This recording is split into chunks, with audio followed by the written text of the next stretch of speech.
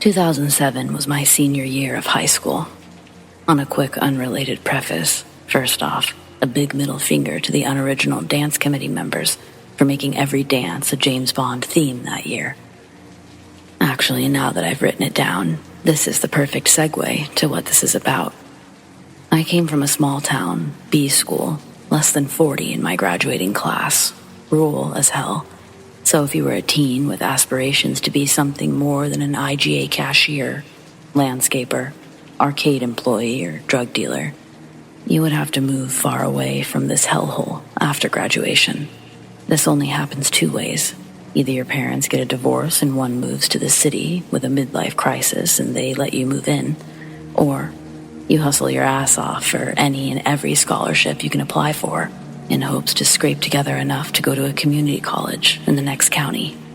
To improve your chances of obtaining these $50 to $100 educational lifelines, it looked good to be part of extracurricular clubs and activities.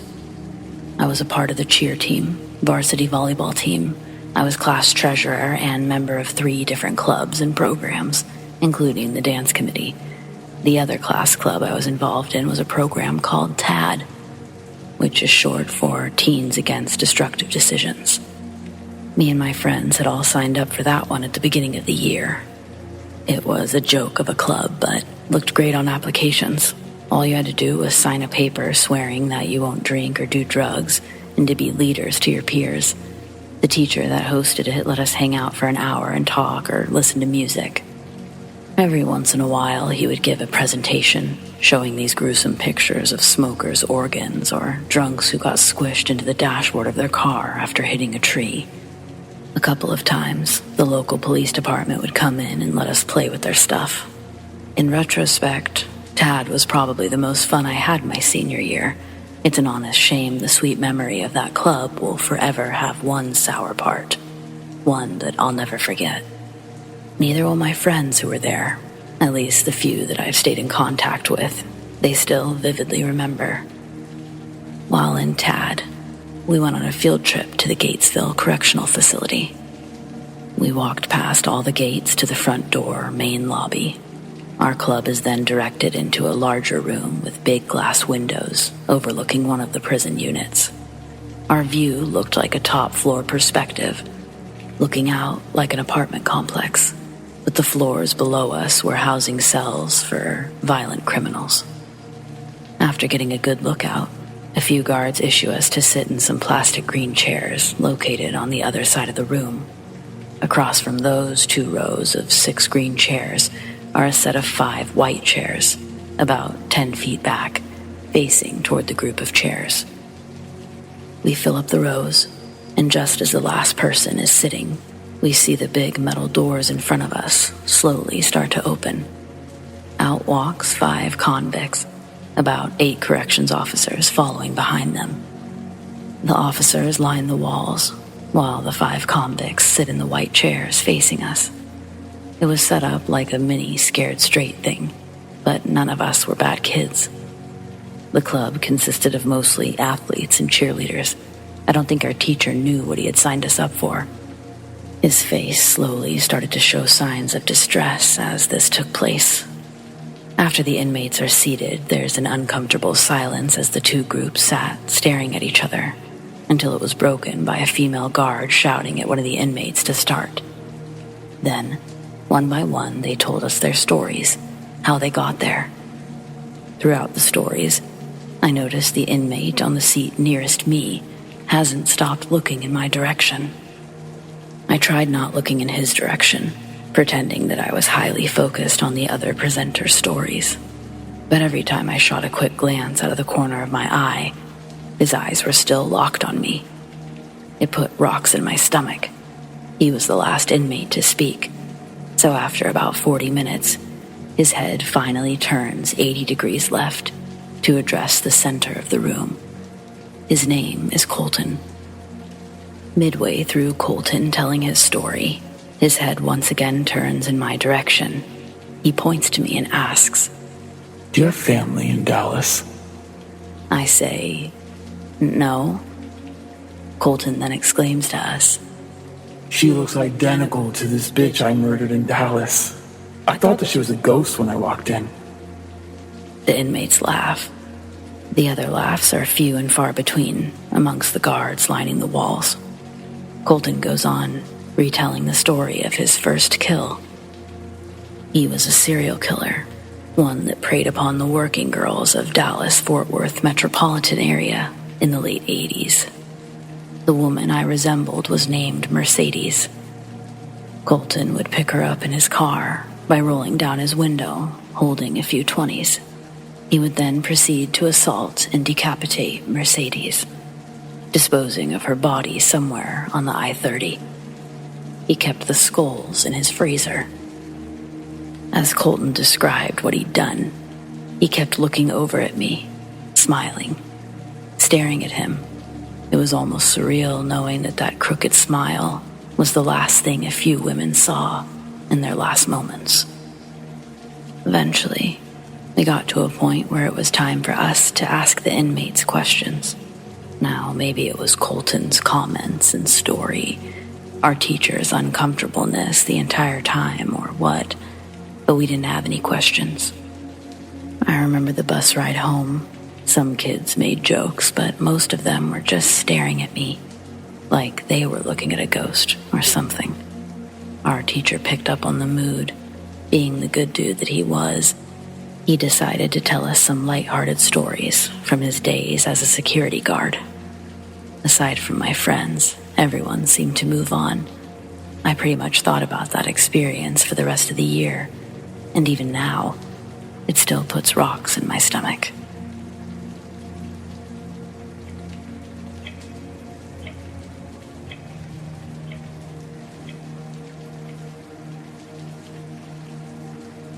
In August of 2016, after high school graduation, a few friends and I started doing a paranormal investigation to pass time.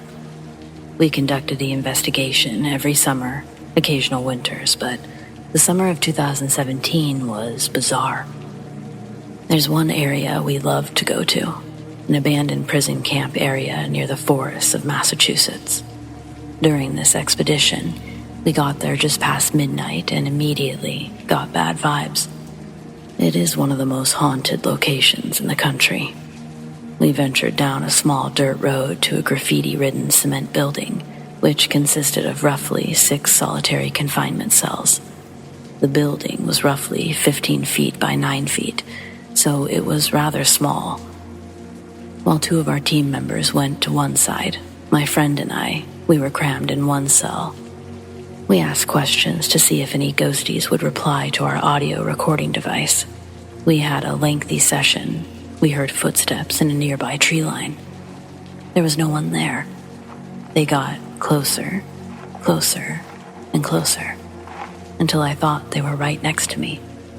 They were so loud. Apparently, our other team members heard footsteps too, but instead, over by our car. We decided to hightail it out of there. After reviewing the audio, there was one moment that we caught a disembodied voice. My friend asked, "Is there anyone who belonged to this cell?" And a muffled, whispered replied, but we couldn't make out what it said. We put logic above the paranormal, approach every scenario as skeptics, but I firmly believe that we caught something paranormal.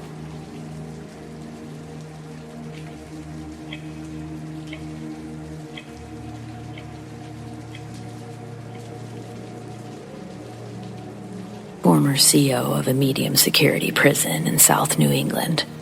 Spring 2004, we thought a prisoner had escaped the facilities.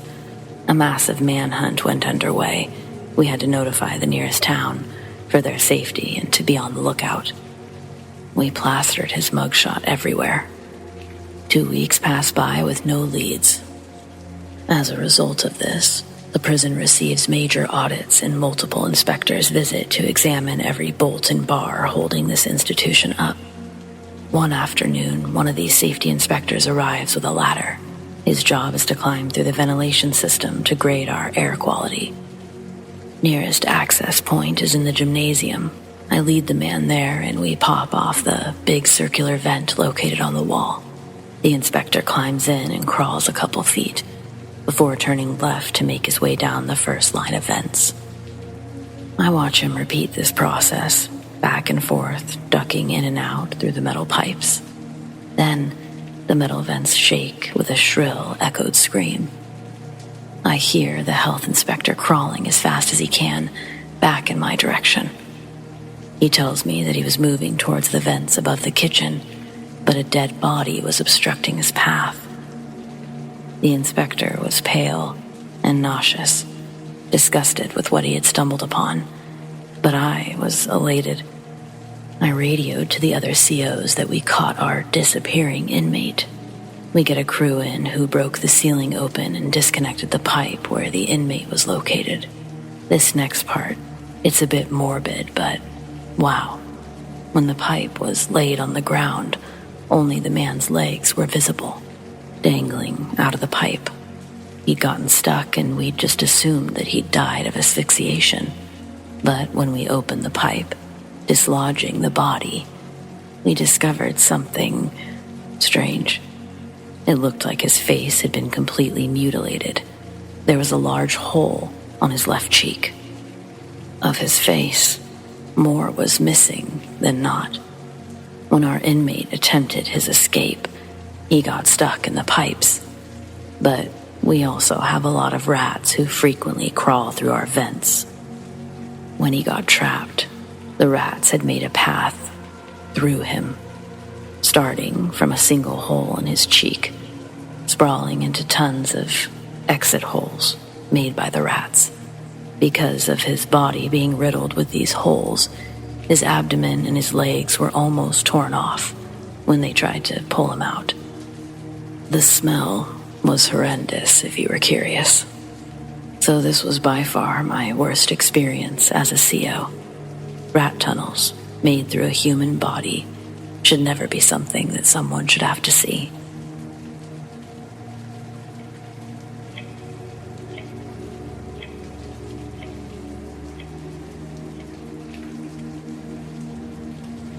I spent a little over 1 year in prison for leading police on an hour-long chase through my hometown. I was young and thought that the engine in my dad's BMW M1 could easily outrun their stock Impala cruisers. What I didn't take into account was the lack of tread on my tires. The first sharp maneuver I attempted sends me flying over an embankment, rolling my car down a steep hill until eventually being stopped by a tree. The next thing I remember is waking up, still fastened to my seatbelt. Glass and blood littered my lap. Looking out my shattered windshield, I can see the hill I'd just fallen from. 4 cops are slowly climbing down the incline to get me. I don't know if it was the concussion that I'd sustained or if that was just the excuse I told the judge for why I decided to unbuckle my seatbelt and continue the police chase on foot. When I got out of the car, the loud creaking metal of the bent door alerted the cops that I was ready for another go. They started hustling and fumbling down the hill towards me, faster, yelling at me to freeze or they'll shoot. In that moment, I thought if the cops don't kill me, my dad sure will, after seeing what I did to his car. So my only option was to run, and that I did. I began at dusk and didn't stop running until the moon was high in the sky. By then, I was confident the police had long given up on their pursuit of me, and I could finally stop to catch my breath. That's when I also realized how lost I was. With virtually no outdoor skills, I had no idea where I was, or even what direction I'd ran. All I had was my windbreaker on my back and a car key to a destroyed BMW in my jean pocket. During the night, it inevitably started to rain. The off and on again showers left me soaked while I searched for a dry place to hide until morning. That's when I saw what I can only describe as a doorway of light formed between 2 trees. Its light only visible when standing directly in front of it. Walking by, it revealed itself in a flash out of the corner of my eye. I stopped and walked back a couple of feet, and it happened again. Then I stepped forward once more, and like a single elevator door, lining up my vision with this, opened it up. As I walked closer, I could feel a warmth radiating from its glow, As I got even closer, through the doorway, I saw another part of the forest. But it was daytime on that side. I moved left and the door of light quickly closed. I walked a circle around the 2 trees and through them on the other side, but the light didn't present itself until I found its direct line of vision again. This time, when the door was opened, I stepped into it. I felt the sun heat my skin. I was part relieved and part terrified as to what I had just stepped through. Once again, I was walking through the forest midday. It was no longer raining. I could hear birds in the trees. There was a distant clearing ahead and a black cloud rising from it, like a fire. As I approached, I was in disbelief to see my dad's red BMW crushed up against a tree. I'd come almost directly back from where I'd entered. Then, 2 cops tackled me to the ground from behind. They used what I would consider unnecessary force when dragging me back up the hill to the patrol car. One of the cops asked how I got so wet. I didn't know what to say. As I run all of it through my head again, it all sounds so mentally insane, so I just ignore him. This is my first time sharing this story. I'm not proud of my youth. There's a couple of things I wouldn't do, girls I wouldn't date, tattoos I wouldn't get. But I survived with a couple of stories to tell. This, by far, being the most extreme, as well as close to death I've ever been.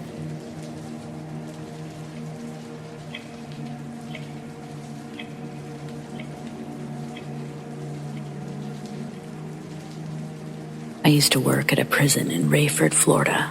We were told that we weren't allowed to talk about any of the paranormal happenings in our prison, but I still think about them, and I'd like to get them off my chest. I've tried talking to my dad, who worked there as well. He always says it's rubbish, that he never experienced a thing. This is a story about the ghost of E-Dorm. I was assigned as a CO for the Echo Dorm. Echo Dorm always had a creepy vibe to it. During the day, it was lively with loads of different characters. I won't go into specifics mainly due to length. I worked there every night for about 3 months. I worked the 6 p.m. to 6 a.m. shift, and one night it was a normal night. Lockdown occurred at 11, as usual, due to an NBA game that was on. Around 3 a.m., after I let out the morning KP, I had just sat back down in my officer station. I looked up and I saw an inmate out. I immediately jumped up and exited my station, went to see why this guy was out.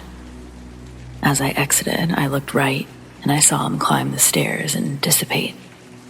I knew if I called it in, my sergeant would think that I was crazy, so I brushed it off. The next night, I was talking to one of the inmates, and he mentioned that some of the other inmates talk about how the building is haunted. I have a few more stories, so more to come.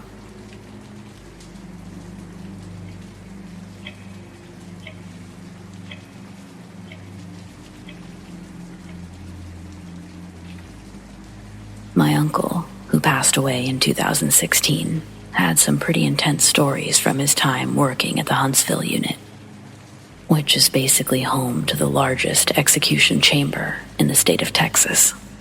I was always a bit more interested in the things that couldn't exactly be explained. Sure, some of the stories involving actual inmates was entertaining and scary, but there was something so creepy about the other stories. Those are the ones I feel compelled to share. The first one was regarding the smell. Not only the chamber itself, but the surrounding cells, because that's right, there were cells that shared a wall with the chamber itself. My uncle said that every so often you could smell something burning. It was, as he described, an unkind smell. My uncle was a war vet, so he said that the smell was definitely burning flesh, burning hair. The smell that was never accompanied by something actually burning, just the smell. It's not like it was uncommon for things to be burned. It was a prison after all. Welders would have to go and repair the cells and different parts of the prison all the time. But that smell, it was different. That smell and most smells that are common would permeate the whole area. They wouldn't stick to just the chamber and surrounding cells. The electric chair in the chamber had been removed years before my uncle had even started working there. Lethal injection was the new way. But many that worked there, and the inmates, they believed they were experiencing smells from the past, and something pretty horrifying. My uncle told me he'd spoken with several inmates in the area, ones who'd become nauseous from the smells, sometimes the smells waking them from sleep, only to make them vomit. Not all of these inmates were on death row or scheduled for execution. In fact, a lot of these cells were occupied by individuals who would most definitely see the light of day. My uncle said that he could see the men go through some changes while in there. He would see them get scared. He told me several inmates in the surrounding cells told him about their dreams.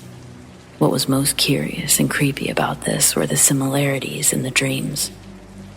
They usually always involved a group of guards barging into a cell, disturbing inmates awake, dragging them to their execution.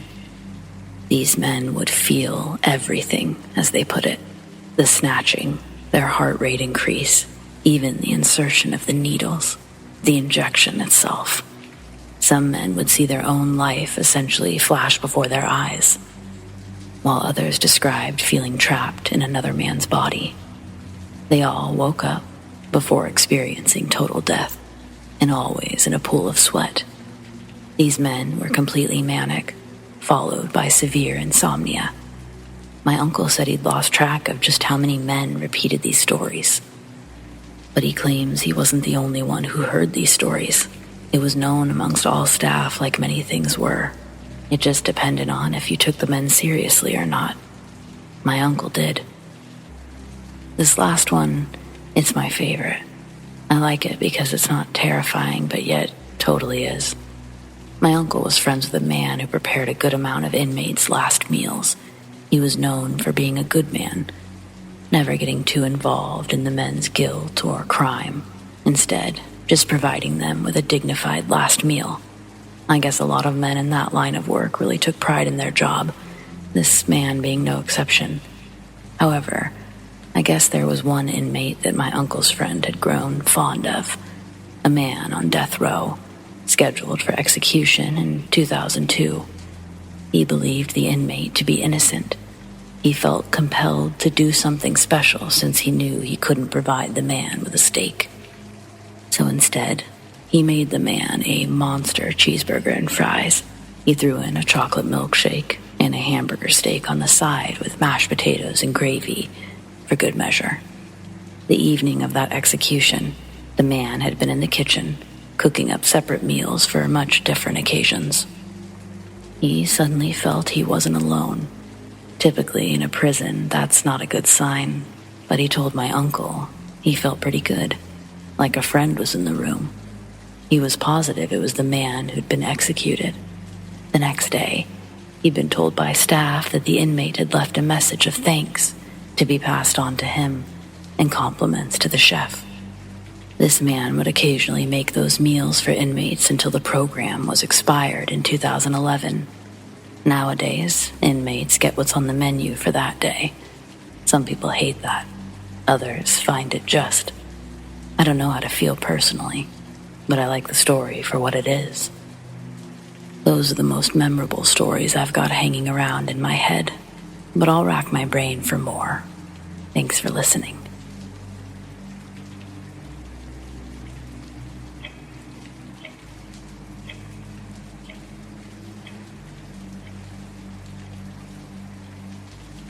I attended an overnight stay at the Pentridge prison in Melbourne last week and managed to capture a shadowy figure climbing the bottom staircase. The first image is the original. The second, it's cropped and auto-corrected. I can 100% confirm there was no one there when I took it.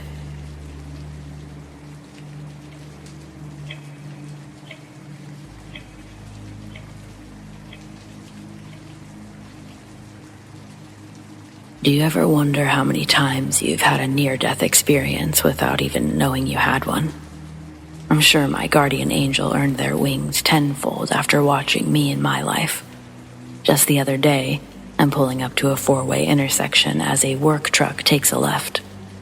As it completes the turn, the truck meets a pothole and a large tree stump is thrown from the rear. It tumbles, and it sends it feet in front of my car, then rolls past up onto a sidewalk empty of pedestrians. The work truck didn't stop or even notice. The insurance claims he'd have on his hands if I'd driven up any sooner. Retelling this, I wonder whose guardian angel was keeping who out of trouble. Other times, I haven't been so lucky. I was incarcerated for possession back in '98, spent a couple of years locked up at Indiana Women's Prison in Indianapolis. During this stint, I did my best to keep my head out of trouble. The majority of my day, I'd stay in the small library all day, reading books and perusing the shelves. That's where I'd find an old journal, tucked in with other miscellaneous titles. I took it back to my cell and began to read it, discovering it was the journal of a previous inmate who documented their time at Indiana. Every page filled with tiny, barely legible words and dates, stories of events that held significance to the journal's owner. I found out her name was Donna Lynn. She was serving a life sentence there in the 1950s. A life sentence earned by killing her husband. One summer morning, she tossed a homemade explosive into her husband's lap from the passenger side window as he's backing out of the driveway for work. An explosive that she'd learned from a friend's husband, one who'd served in World War II.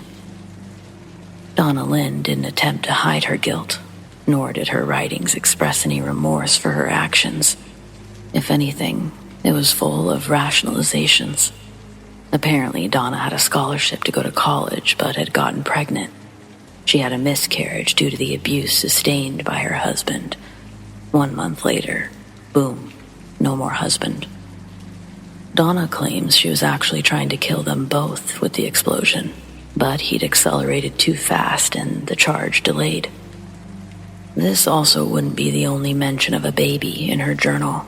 She'd end up pregnant again, this time through an affair with one of the guards during her incarceration. She was able to give birth, but it was ultimately taken from her, put into foster care. It was weird reading through this woman's journal. The character in the story I was reading had been real. Her daily routines, friends, enemies, emotional ups and downs, all carefully documented in this book. As I read, I couldn't help but wonder where her guardian angel was when she needed them. In one of the passages, she describes a fight that she was involved in. Donna was collecting a debt from another inmate when she was jumped and attacked by 3 other inmates.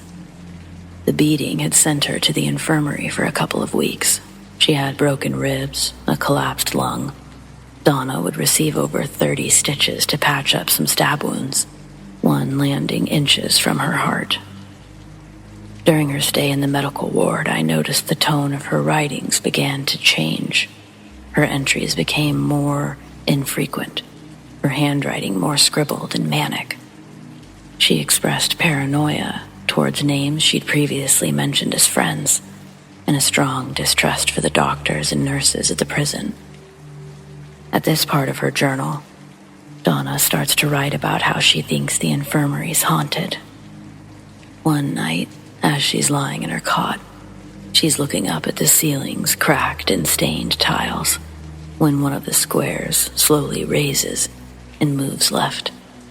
A bit confused and more than a little scared, Donna turns over, tries to wake up another prisoner who's laying on the cot beside her. All Donna can do is point to the black square hole above them. That's when they both witness a thin, dark figure begin crawling out of the hole in the ceiling. This causes both of the women to scream, and a night nurse quickly rushes in to see what the noise is about. When she runs in the glass doors and flips on the lights, the creature disappears. Donna and the other woman tell the nurse what they saw, but their stories are understandably not believed. Instead, They were given more sedatives to help them sleep and ease the pain. It worked. The next day, however, still in a fog from sleep, Donna starts to question things, if what she saw the previous night was a dream.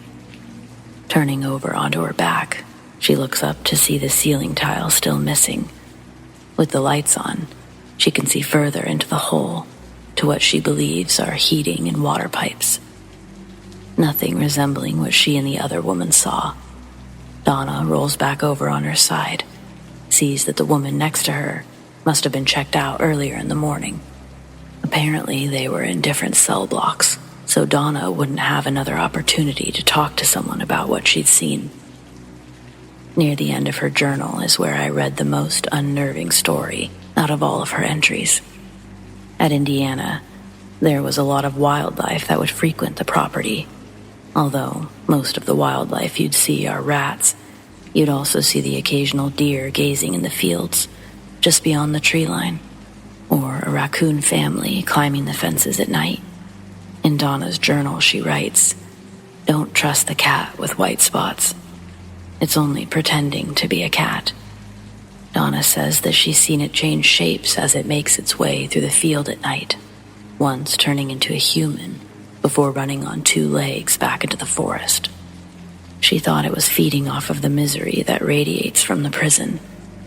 When I read that, it gave me chills, because I too would see a black and white cat roaming the grounds from time to time.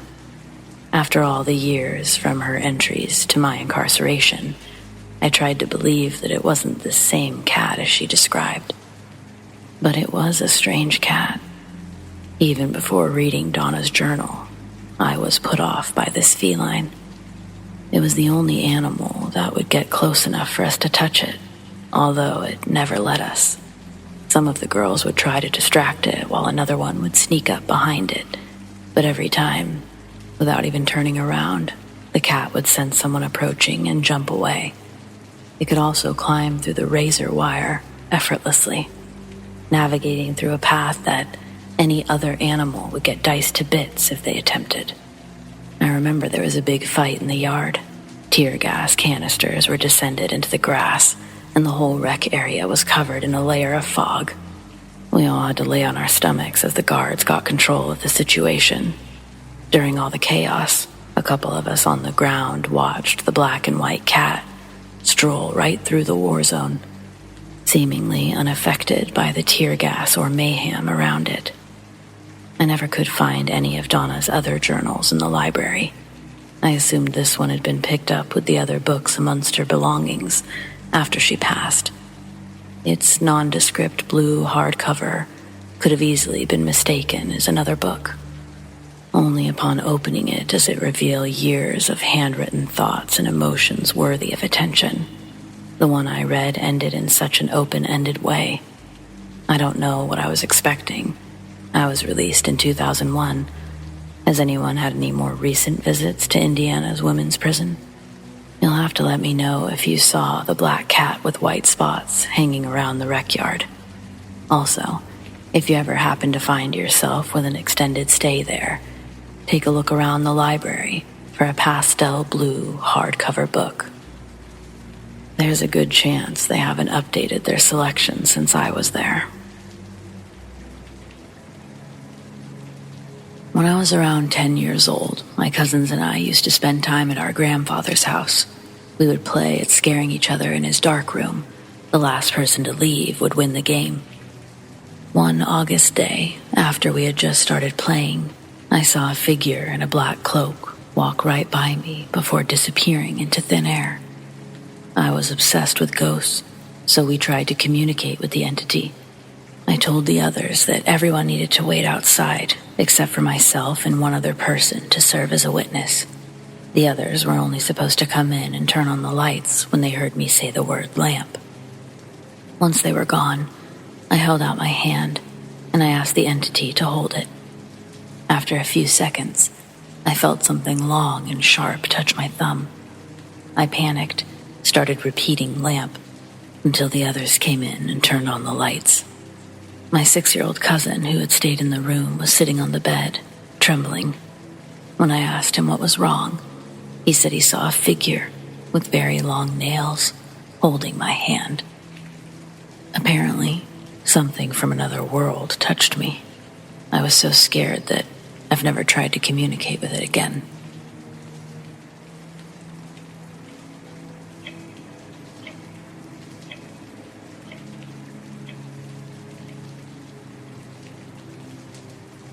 I moved into my aunt and uncle's house for about 2 years. I was a 5th grader. It was my 3 younger cousins, my sister, and I who were mostly in the home. I rarely remember my aunt being home, which should have been a red flag, and her husband worked the graveyard shift, so we weren't allowed to be rowdy during the day. The home is in this part of town that was historically settled by Irish immigrants, so a lot of deaths happened due to poor water hygiene and a fire that forced them out. The house previously belonged to my uncle's father, so he was very attached to the home.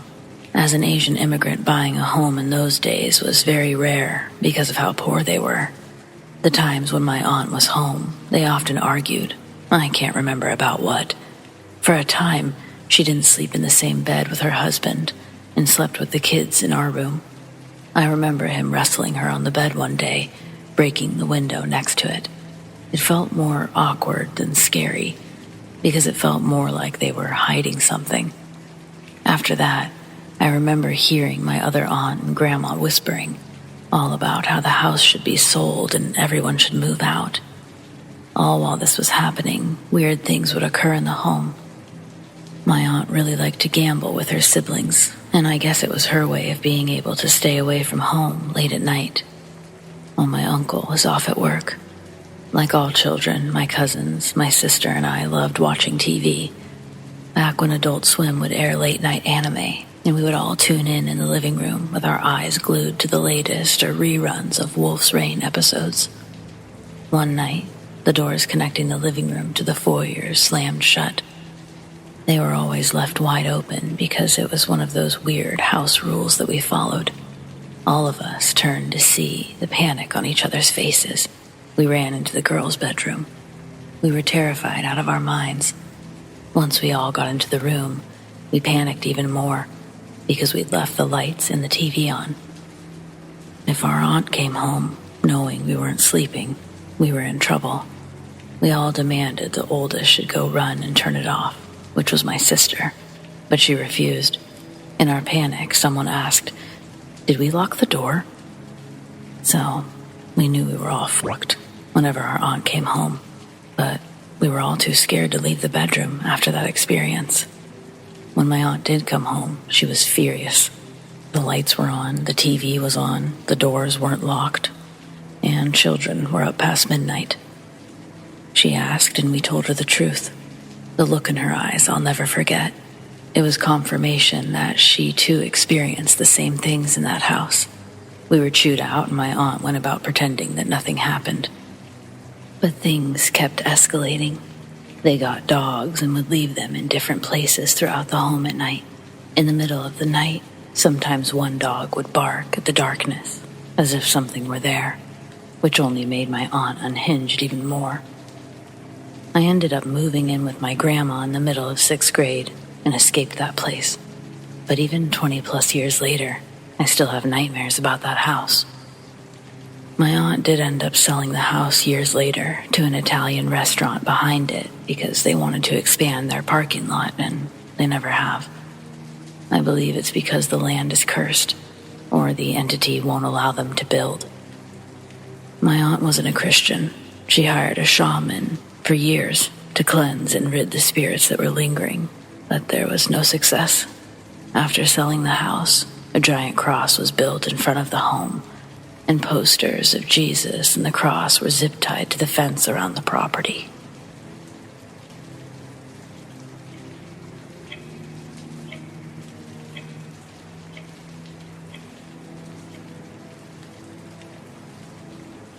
So this story is short, but safe to say it creeped the hell out of me, and I still tell it to people ever so often. My nanny, Mom's mom, lived in an older house when I was younger. My family always joked that it was haunted because we always heard bumps and bangs and stuff. Just overall, it gave a creepy vibe. It got to where I wouldn't stay the night over there unless I had to because my parents worked a lot. When I was 15, I was staying at Nanny's and we were in her bathroom, doing something, getting ready for bed. It was just me and Nanny, alone in the house, aside from her older poodle. Rest in peace, Brandy. Best doggo ever. Anyway, out of nowhere, we heard a huge crash coming from the kitchen. We ran in there to find Brandy hiding under the kitchen table, trembling, and her food dishes upside down across the kitchen from where they would normally sit. They were heavy ceramic bowls that sat down and in those metal trays. There was water and food everywhere. At first, we were like, "Brandy, what did you do?" And then we kind of realized that the bowls and the tray weighed more than she did. She was probably 8 pounds or so. Plus, she was pretty old at this point. The stand was also upside down in the middle of the kitchen. No clue what happened that night, but safe to say we were thoroughly freaked out. Other things happened often, like stuff falling off the walls and such. I'm glad she doesn't live there anymore.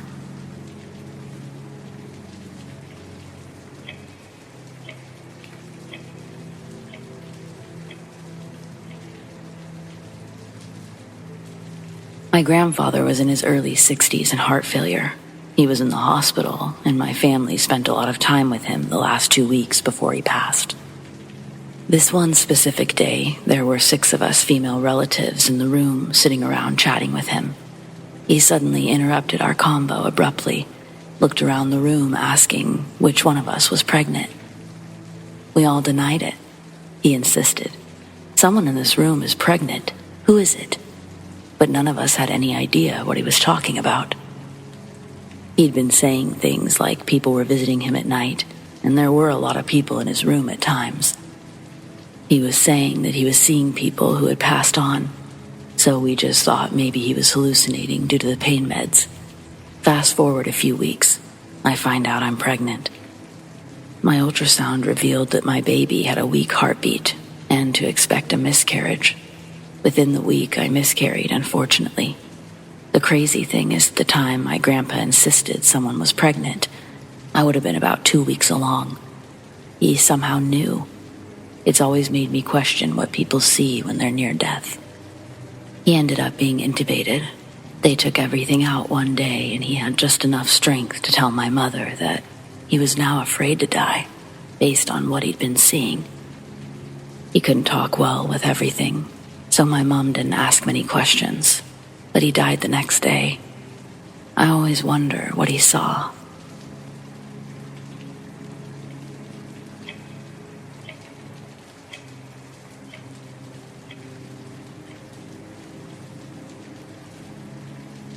Growing up, I always had to move from one place to another. There was this apartment in particular that terrified me. I was about 7 or 8 when weird stuff started happening. Basically, things would go missing. Things would get moved, and I'd hear footsteps in the hallways. Once my dad heard someone small running. He thought it was my sister, called out to her, but nobody answered. When he came to check on me and my sister, he found us both fast asleep. We always shared a room. One time, my mom baked a cake at night. I don't know why she decided to bake it at night, but she did. That night, we heard muffled chewing sounds. It wasn't my parents, as they'd gone to sleep hours before. Their room was in front of mine, and I would have seen them come out. The next day, we found half the cake was gone. Another time, my dad bought a GPS. He was very happy with it and put it on the table. The next day, it was gone. Me and my sister didn't touch it because my dad was very strict, and we used to be scared of what would happen if we touched it. My mom was home all day, but she's a busy woman and couldn't care less about a GPS. It was gone for a week, and then it was found. One day, my dad called my mom asking her where she found the GPS. It was right where he left it. This freaks me out the most. I had a saint, a paper with a saint on it. We call it a saint here.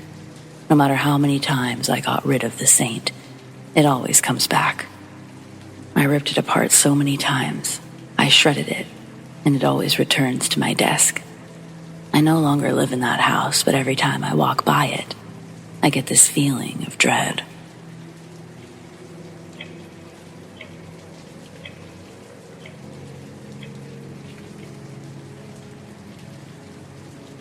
I'm 23 and in college.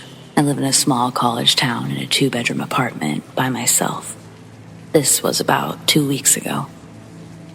I was taking the trash out to my dumpster at the complex, which wasn't too far. I didn't lock the door, and I know for sure I didn't because I have a camera. I was carrying heavy furniture, so I know I wouldn't have been able to lock it. When I returned from the trash, I heard myself complaining on the other side of the door. When I realized it was my voice, I froze in fear for about 10 seconds, then tried to open my door. The door was locked, and the voice was gone as soon as I put my hand to the door. I say I was complaining because that's the best way I can refer to the way I was speaking. Whatever that was upset and loud. I've thought about what this could have been over and over again. I checked my camera, which picks up my every movement and usually picks up sound, but nothing was there.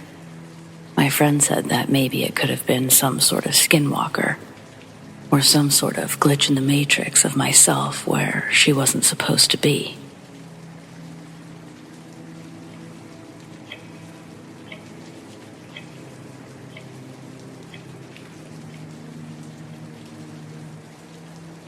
About 6 months ago, my girlfriend and I stayed at the St. James Hotel in Red Wing, Minnesota. I'd heard stories about it being haunted before and was curious, but was mostly there for the beauty and history of the place. When we got to our room, I did a little Google search to read up on the history, came across a page talking about it being haunted. It said that the 3rd floor was considered the most haunted. We were on the 3rd floor. Then it explained that the 3rd floor had been the residence of an old hotel owner, and room 310 was her room. We were staying in room 310. The article didn't say anything about what she does to the room itself, but it said that she's active in the dining room, moving tables and silverware around, so I didn't know what to expect. The room has those fancy curtains that hang straight down and that you hook up with hooks that loop in the back. They look kind of scalloped when they're up. When we woke in the morning, some of the hooks and loops had been torn down and broken, like someone had pulled the curtain with some force. Others had been adjusted to be lower than they were originally. We hadn't heard anything during the night, and you need a stepping stool to reach the curtains in the first place. But that stool was in the same place that it had been when we checked in. The 2 windows facing the main road were fine, while the other 2 on the side had been messed with. My girlfriend swears up and down that she didn't do it. She's too short anyway. Plus, I'm a light sleeper. I would have heard her. It's probably just a coincidence, but an hour after we checked in, the door to the closet had already swung open. We joked that the lady of the house saw 2 lesbians walk in her room and decided to open a closet for us to go back in where we came from. We were spooked, and we still had to stay the night after that with our homophobic ghost friend, but nothing else happened. The hotel is beautiful, even if it has a heavy, eerie feeling everywhere. Apparently, there's a lot of other ghosts there besides this one, who we found out is named Clara.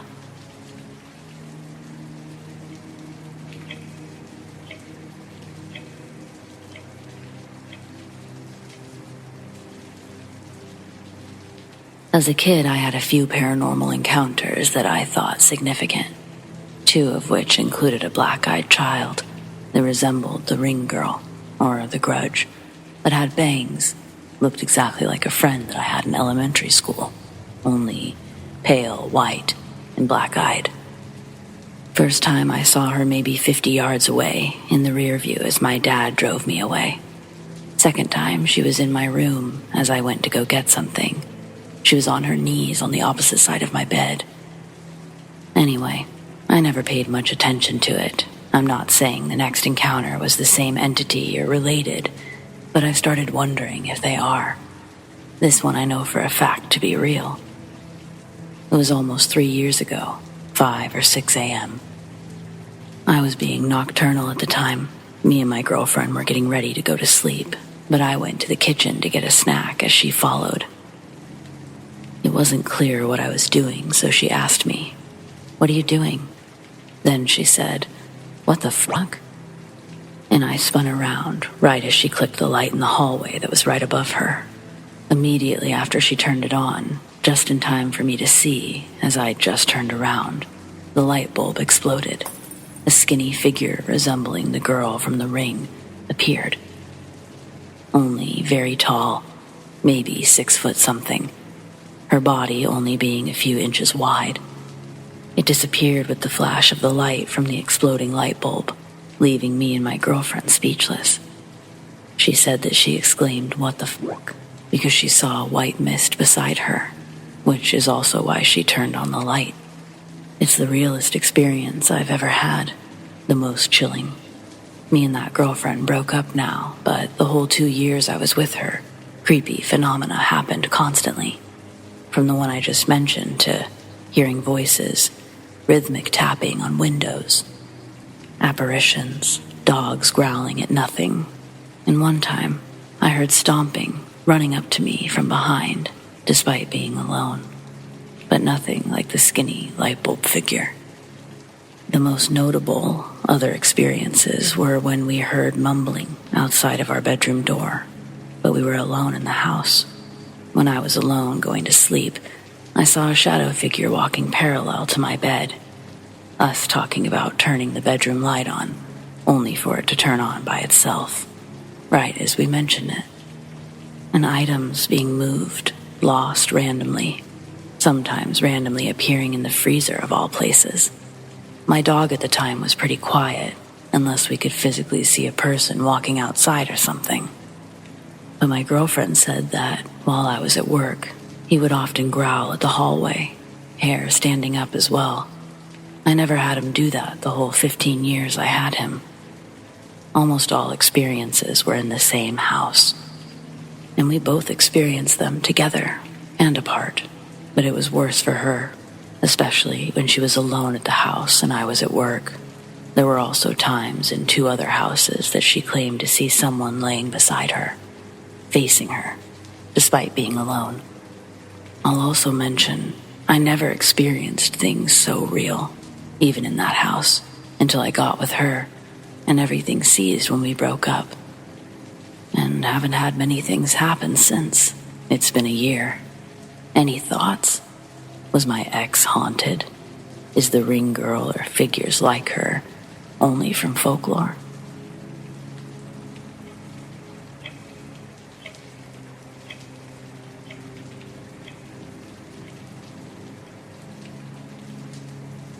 Ever since I was a baby, I saw ghosts. My parents and I lived in a small house in Arizona. My mom would hear and see small children that weren't really there. She would see a tall black figure and a deformed woman. She told me stories about the children, how they would stand and watch her sleep. None of my other sisters experienced anything except my older sister. She would have to sleep with my parents because the boy in the corner was scaring her. My mom remembers one night when I went into their bathroom and was whispering to someone. My mom heard something mumble, and I responded, "I can't reach. I can't see you." There was a window, and it was on the 2nd story. My mom got up and quietly listened and heard something say something along the lines of, "Step up on the sink." She ran in and saw the figure on the wall disappear. She would see the figure watch me when I was a baby. She would see me playing with the children. This continued until we moved out. We lived without seeing anything like that for about a year. After my parents divorced, I moved into an apartment with my dad and remember seeing the figure again. I was around 6 or 7. One night I remember being woken up because I was sleepwalking. My dad heard me mumbling to something, and then something jiggled the lock on the front door. He said I unlocked it and walked out. We lived on the 2nd floor, and the only thing on the outside was a small fence in the stairs. He had to grab me because I was starting to climb the small fence. After that, he put another lock on the door, one I wasn't able to reach. I've always remembered seeing things that my sisters don't, and my mom was the only one who did. During the time in the house before my parents split, my mom would try to protect the house. She put special pouches in our rooms that we weren't supposed to touch. She'd burn candles and had a psychic come into the house and check. And after the divorce, she did the same thing at her apartment, while my dad didn't because he didn't believe her. My mom also went to a different psychic when I was still living in the first house, and before my mom ever said anything about the ghosts and figures, the lady told her to watch me closer. She described me perfectly, told my mom that they were communicating with me, that they wanted something from me, and to watch that tall, black figure the most.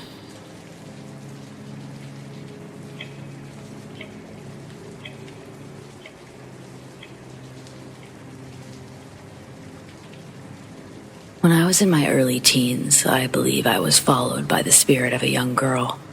I believe she inhabited one of my porcelain dolls my grandmother had given me. Often, I'd see her in my dreams or feel her presence. I can't really explain it, but I feel like she may have been the ghost in this story. My parents used to live in a big 3-story house that had an old built-in intercom. There were speakers in every room of the house, minus bathrooms. And even though it was old, we still liked playing around with it every now and then. You'd have to have the speaker turned on and turn the volume all the way up, usually, to hear anything at all. You also had to physically push the button to speak into it. Once in a while, the intercom would come on by itself and play something on the radio. I found this spooky, but my mom brushed it off as the past owner having set an alarm via the intercom, so the radio would come on at certain times. We didn't know how to reprogram it, as hard as my stepdad tried. My parents were tired of often getting woken up at 3 a.m. by the radio randomly coming on through the intercom in their room. So we decided to just not use it anymore, turned off all the intercoms, with the volume all the way down just as an extra measure. One night I was chatting online with my friends on the computer, and I hadn't noticed the time was around 3 a.m. Suddenly, the intercom came on in my room at full blast. It was horribly loud static coming through. I jumped up to shut it off, but as I reached for the volume dial, I saw it was already at 0. I didn't know how to make the noise stop. Then, through the static, I faintly heard what sounded like someone breathing, and then I heard the voice of a little girl. She said, "When will you come to your senses?" And then, just as fast as it had come on, the intercom shut off. Silence. I was frozen with fear. Being a teen, I jumped back on the computer to tell my friends what had just happened, and they said, "Get out of that house." I had to go tell my parents. The hallway was pitch black, and I had to go all the way down a big staircase in the dark to their room. I held my breath and flung my door open, sprinted down the stairs, crying from how scared I was. I banged loudly on my parents' door and heard my mom yelp. She opened the door and I ran in to tell them what had happened. They were more upset that I woke them up. My mom told me it was probably just a commercial on the radio or something. I mentioned how my intercom had been turned off with the volume turned down to 0, and also what kind of commercial would say something like that. Seeing as it was so late, she didn't feel like trying to rationalize it. I was sent back up to bed. And if you guessed I didn't sleep that night, you'd be correct.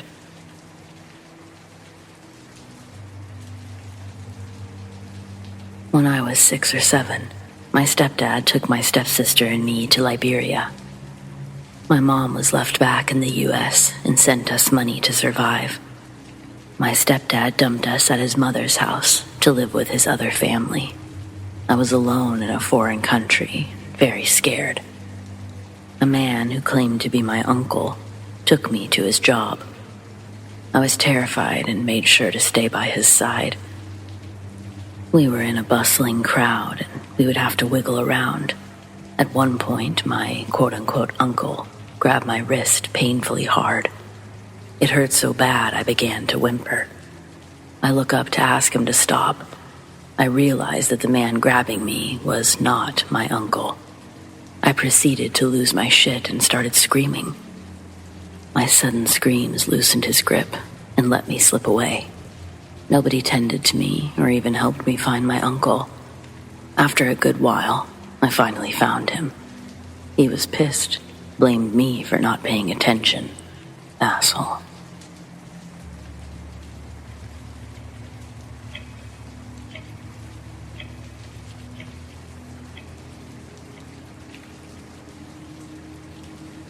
I love walking in the woods, but some strange things have happened in the woods. Have you had anything weird happen to you? This is one of the strangest things that's happened to me. It was a beautiful day for a hike in the woods, so I grabbed my backpack and set out on the trail. The sun was shining, the birds were singing, and the leaves rustled gently in the breeze. As I walked deeper into the forest, I noticed that the sounds of nature had grown quieter. It was as if the forest was holding its breath, waiting for something to happen. That's when I saw her, a woman dressed in white, standing at the edge of a clearing. She looked like she was from another time, with a long, flowing dress and a ribbon tied around her waist. At first, I thought she might be lost or in trouble, so I approached her cautiously. But as I got closer, she vanished into thin air, leaving only the sound of rustling leaves behind. I was shaken, but I couldn't shake the feeling that I needed to follow her. So I continued on the trail, my heart pounding in my chest. As I approached the clearing where I'd seen the woman, I heard the faint sound of music. It was a haunting melody, played on a violin. I stepped into the clearing and I saw her again, the woman in white, dancing to the music of an unseen player. She twirled and spun, her dress billowing in the breeze. But then, as suddenly as before, she vanished again, leaving me alone in the clearing. I left the woods that day feeling haunted by the memory of the ghostly woman in white. I never saw her again, but I'll never forget the feeling of being watched by something not quite of this world.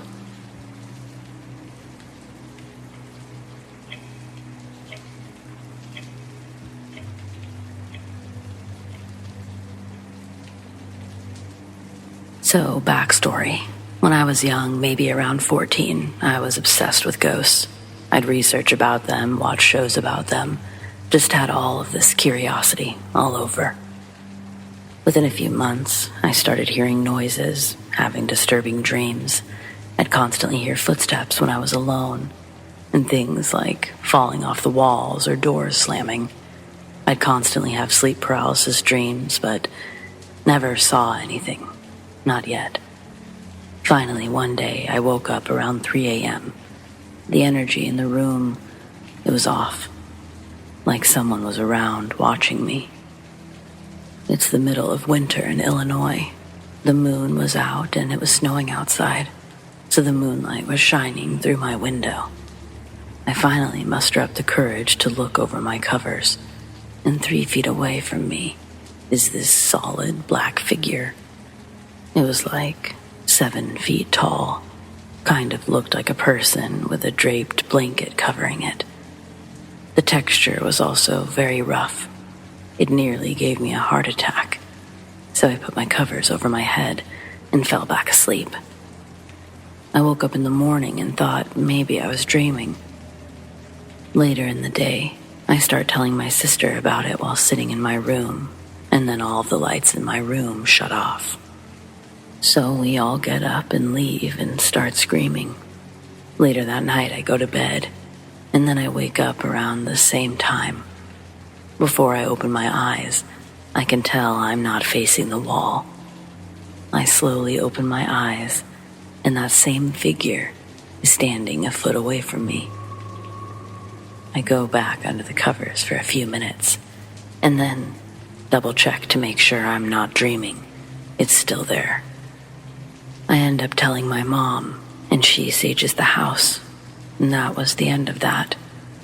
Present day, I just moved into a new apartment, my first time living alone. I just can't stop thinking about this creepy-ass face in my mind. Just imagine, like a girl from The Grudge, my closet is giving me weird vibes. I'm just really afraid if I keep thinking about it, the same thing will end up happening. Except this time there's no one else living with me or here to help. I should probably go to sleep soon. I'm just too scared to turn off the lights. I think I might sleep with the window open, just to hear the outside noises. Any advice? Does thinking about this type of stuff invite it into your home?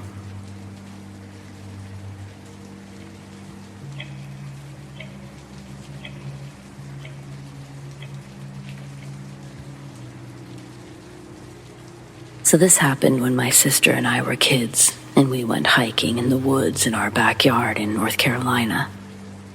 We only had a few neighbors around us, and our house was surrounded by woods. It was a Saturday afternoon during the summer, and my sister and I decided to go hiking alone, like we did quite frequently. We were both under the age of 8, but our parents let us go hiking alone. We loved exploring the forest and discovering new places. As we made our way through the woods, everything was fine at first. When we went to our favorite place where we usually hung out, something didn't feel quite right. I felt an uncomfortable feeling, like something was going to happen. I looked around at my surroundings and I didn't see anything or anyone. My sister and I continued walking through the woods until suddenly we heard leaves crunching behind us. So we turned around to see what it was. There was nothing there, so we thought it was just an animal.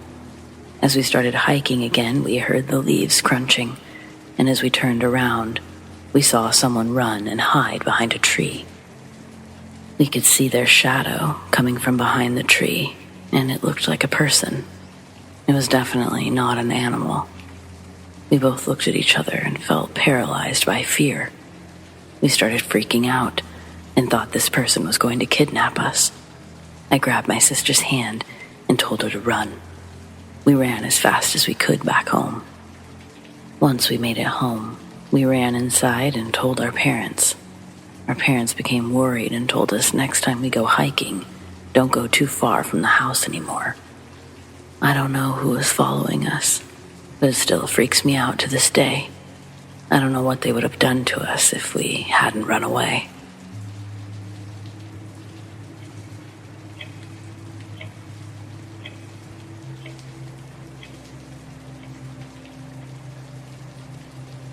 So, for some backstory, my parents aren't very superstitious people. They're religious, but they're the type of people to find a logical explanation, especially for the harder to explain occurrences. So this dream they both had, it must have been quite realistic for them to act this way. The star of this post is my little sister, Mika. I think she was about 5 or 6, but I don't know. All I know is that she was very young.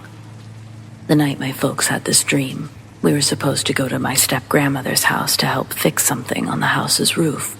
I hadn't directly asked them what happened in the dream, but when we woke up in the morning, they told Mika to stay away from anything high. And when she asked why, they told her that they both had a dream where she fell from a high place. They told me to watch her carefully that day. They both looked genuinely worried for her safety, so I did precisely that. The entire day, I ensured that she stayed away from the ladders and pretty much anything that she could fall from a high place. The day passed without any incident, and the dream was soon forgotten. The following week or two, again I can't exactly remember, that's when the fall happened. Now, I do want to reiterate that Mika was perfectly fine, which is mind-blowing. You'll see why in a second here. Before I continue, I need to describe the layout of where the accident happened. It took place in the basement, right beside the stairs. The stairs had this wooden pole that was supposed to be a railing. so there was a good amount of space underneath this so-called railing. The basement was unfinished then, which meant the floor was cement. Man, remembering this makes me wonder how the hell Mika walked away unscathed. To get to the basement, you walk down 4 steps to this small landing where the back door was located. Then they turned the opposite way and went down to the basement. Hopefully, that makes sense, like a split level. My parents and I were in the basement in the middle of an argument, which often happened in that house. Mika, being the curious kid that she was, tried to covertly position herself at the top of the stairs to see what the altercation was about. I have no idea what happened, but she somehow slipped from the top of the stairs and landed head first on the cement. We all surged towards her, worried as hell that she'd cracked her head open or worse. But after my parents inspected her for any wounds, Mika seemed perfectly fine, albeit a little rattled.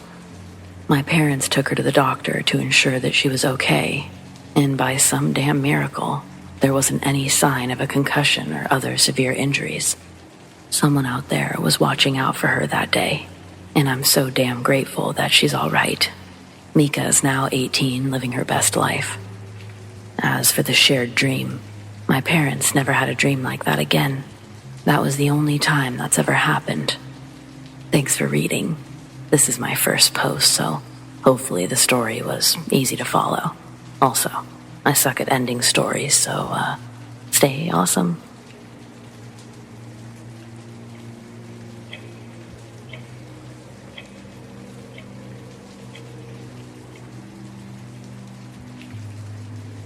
Back in late 2006, I was pregnant with my twins.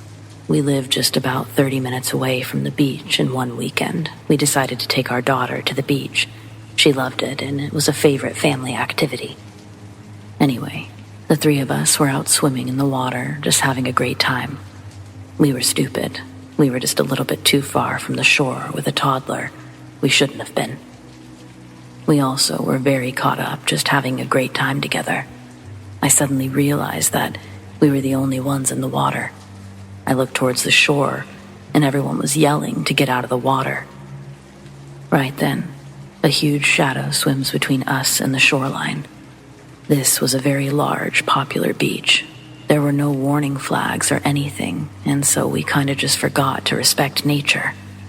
I've never made that mistake again.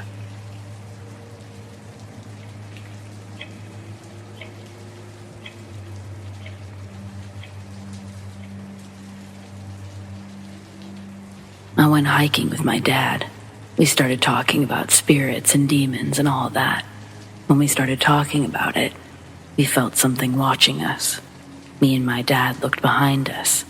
I didn't tell him, but I saw a pair of eyes as we were going down. I swear, something was watching us. Then we heard a scream. We ran down a trail with stairs. We're thinking of going back tomorrow, just not at night.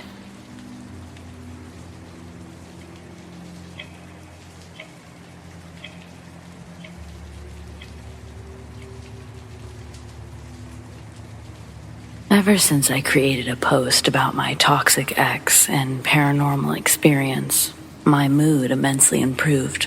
I feel 100 pounds lighter.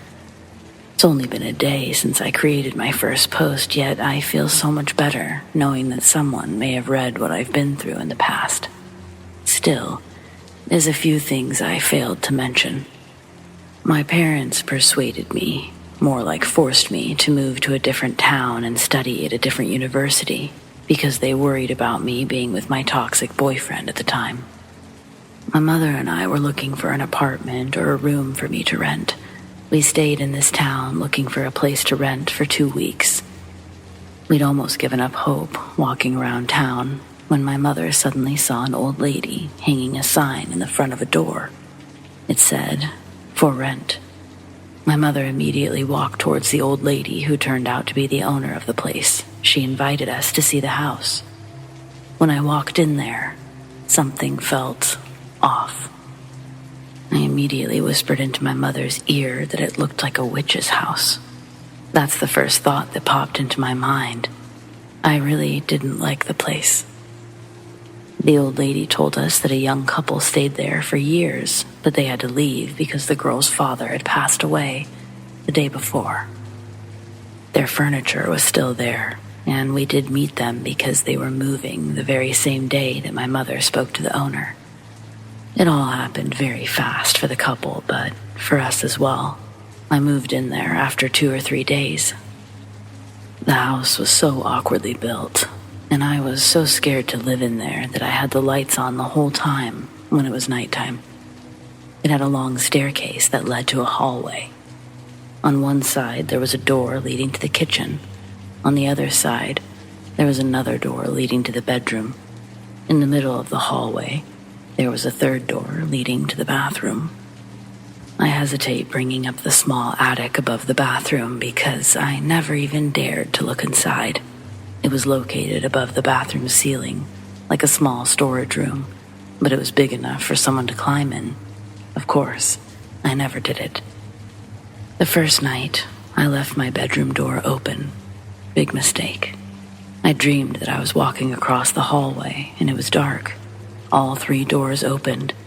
I passed the bathroom door and I saw 2 bright yellow eyes staring at me. I immediately ran into the bedroom. I threw myself on the bed and the dark figure wrapped one hand around my neck and started choking me. I forced myself awake, but as I was waking up, I started coughing. My neck felt hurt like I was choking in real life. In fact, I'm not even sure if I was dreaming this whole time because the figure dissolved, but the eyes stayed for a while. I immediately shut the door, locked it, switched the lights on, threw a blanket over my head. I started to pray until I fell asleep. I'm someone who knows when I'm dreaming and when I'm not. I'm always aware of the dreaming me whenever I'm having a good dream or a bad dream. I feel like I was not really dreaming. I lived there for almost 4 years. I was always afraid of nighttime. I locked the doors. I always kept the lights on. Things got better when I broke up with my toxic ex and I found a new boyfriend. I felt protected, no presence around when he was near. He stayed in my house almost every night and I was happy. What's also really strange is that a white cat that had one green eye and one blue eye would climb onto the tree near my window. It would get into my house whenever I left the window open. I didn't have any paranormal activity because of it, though. I don't know if it helped me or if it didn't, but as odd as I found this incident to be, I didn't feel threatened by the cat. My parents visited me. When they did, I told my father, and he was alarmed. He started looking for the cat. It never showed up again. I only saw the cat once on my house's rooftop and a few times near my house.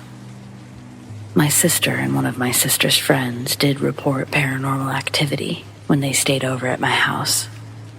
They told me the door flew open one night, and the strange thing is that they had it locked.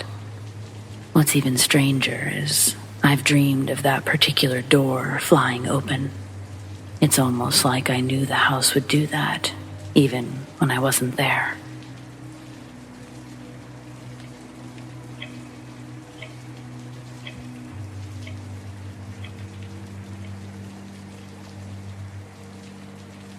When I was around 11, I got very into fairies, but more in a witchy way, I guess you could say.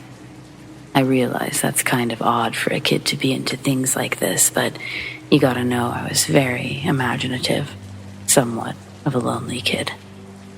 I've always loved fairies. My mom got me a book on them. It included fairy language, a list of gifts to offer fairies should you wish to interact with them. Of course, I wanted to contact them. What little girl wouldn't? For about a month, I wandered out to the backwoods of my house by a river because, according to the book, fairies like to hang out around water.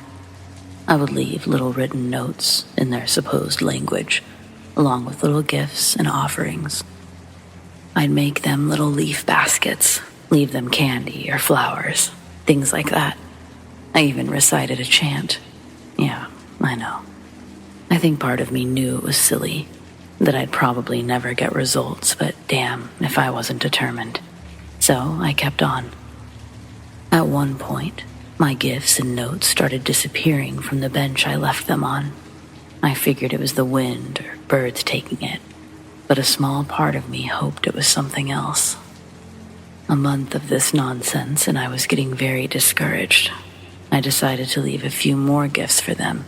This time, I weighed them down with small rocks so they couldn't just blow away, and I'd know for sure. A day went by. My gifts were still there. Another day, same thing. Then, on the third day of checking, I found the gifts gone, but the rocks still there. Only the rocks were moved around. I don't remember how soon after that this happened, but eventually I got what I wanted. I wandered out into the woods, and I saw by the river 2 monarch butterflies. They were very large. I wanted to see them up close. However, one landed on a branch close to the path where I was standing, and I noticed this butterfly had limbs. Tiny, thin, pale limbs. Hands, feet. I stopped dead in my tracks, looked hard to make sure I wasn't hallucinating.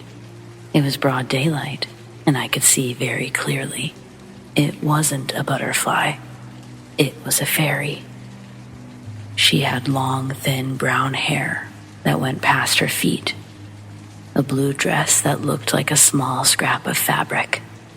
But what terrified me above all else was her face.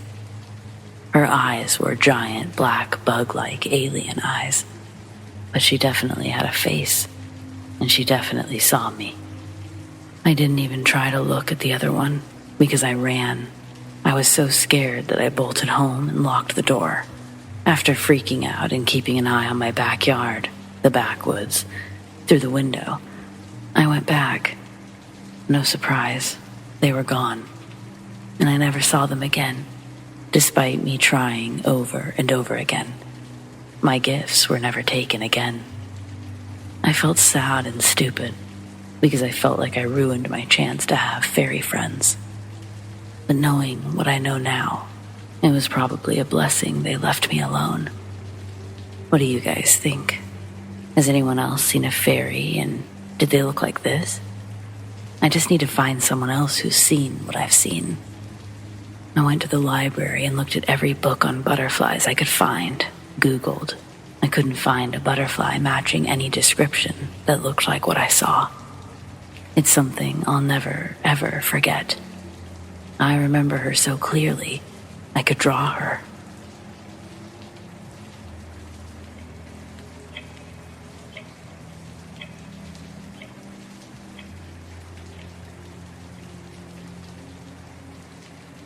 Let me start off by saying my husband is Native, and this happened about 6 years before I met him.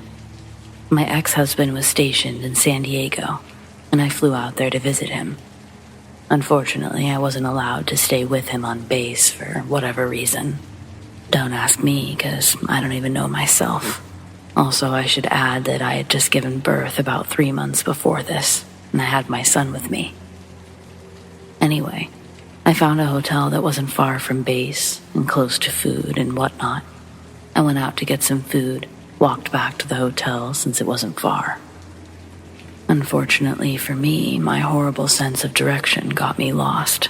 I ended up near a wooded area, but there was a highway also nearby. It was getting close to sunset. I started seeing sets of shining eyes. I thought that they were just coyotes. I'm not afraid of much. After about 20 minutes, one set of shining eyes got closer, and I saw that it was a coyote. I watched Steve Irwin as a teenager and remembered that if you make yourself appear bigger and louder than you actually are, they'll usually just run off. So I started clapping my hands and shouting. This one, however, it didn't. It stood up and started walking like a person. I've never run away from something so fast. It never followed me, and I wasn't going to stick around to find out what it was. It wasn't until I met my current husband that I found out what it was, and the look on his face when I told him this story. He went pale. He never said anything, he just kinda nodded like he understood.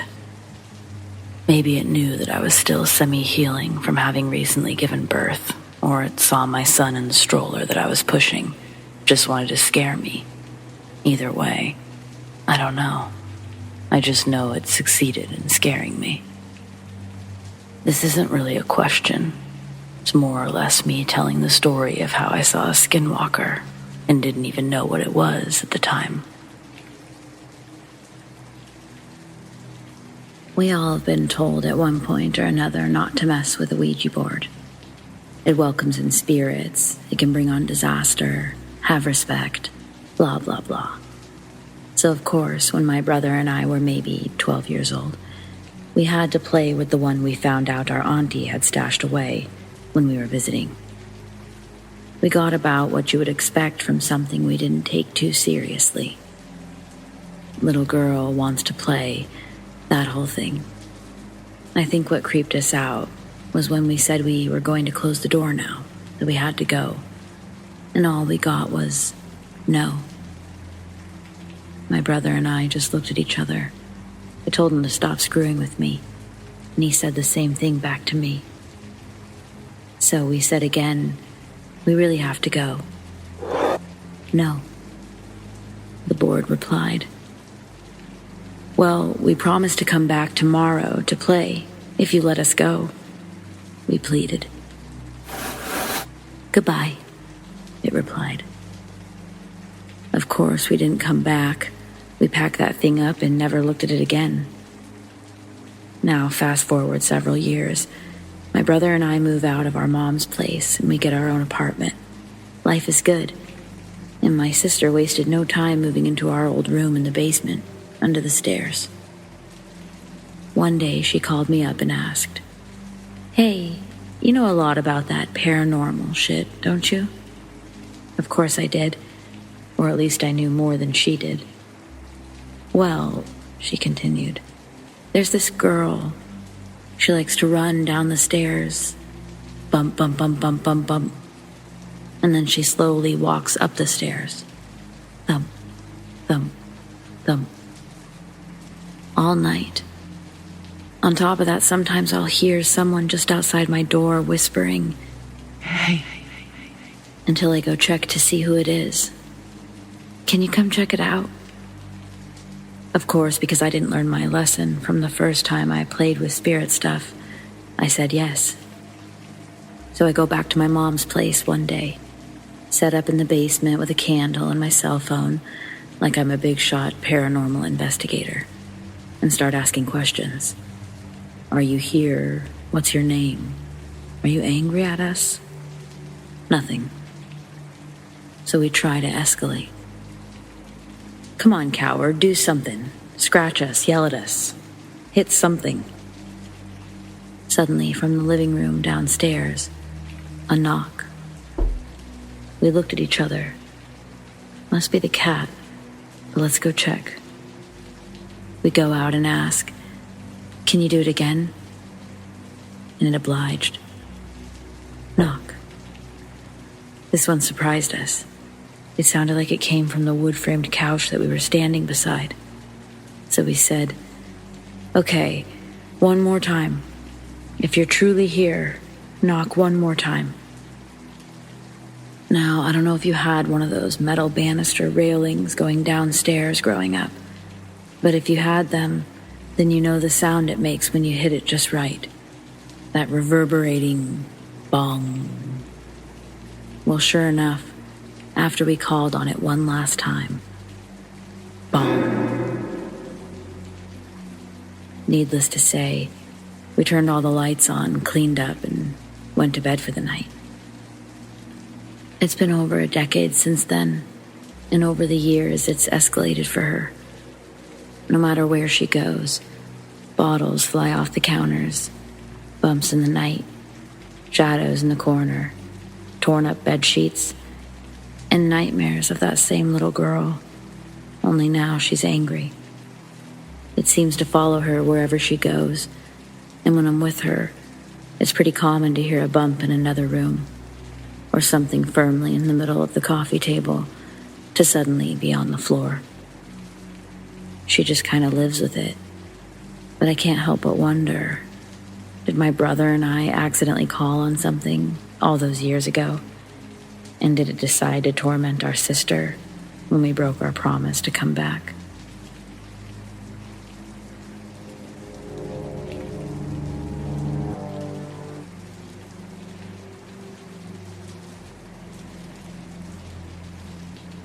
When I was little, my parents would often send me to Finland to spend the summer with my grandparents. We lived in Estonia. When I was 9, they decided to send me to Russia instead, so I'd spend it with my great aunt, whom I rarely spent time with. My great aunt had an old log cottage-style house and a sauna on her property.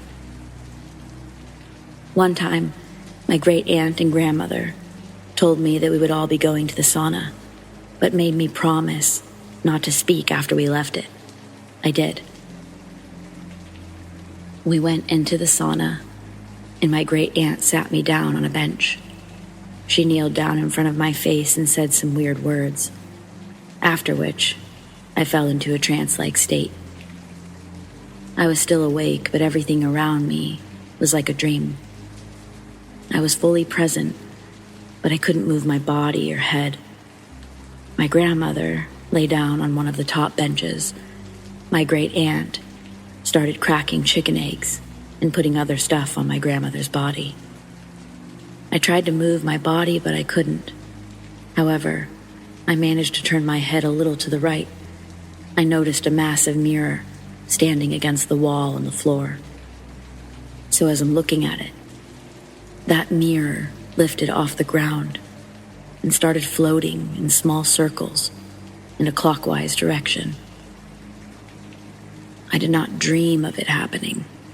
It happened. I remember it so clearly. I wanted to scream in terror in that moment, but I couldn't. My mouth was shut and couldn't move. Once my great aunt and grandmother were done doing whatever they were doing, we showered, got dressed, and left the sauna.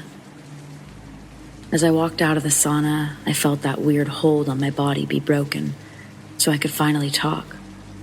And I blurted out something like, "That was really nice." And they got so angry at me. Only years later did I find out that they were actually doing a youth spell, and to talk after doing something like that was to null it or make it void. That's why they were angry. 15 years after the incident, while I was visiting my grandmother in Finland, I asked her about that day, and also if she was into witchcraft. She pretended like she didn't know what I was talking about, and denied it. My mom claims that my grandma is a witch.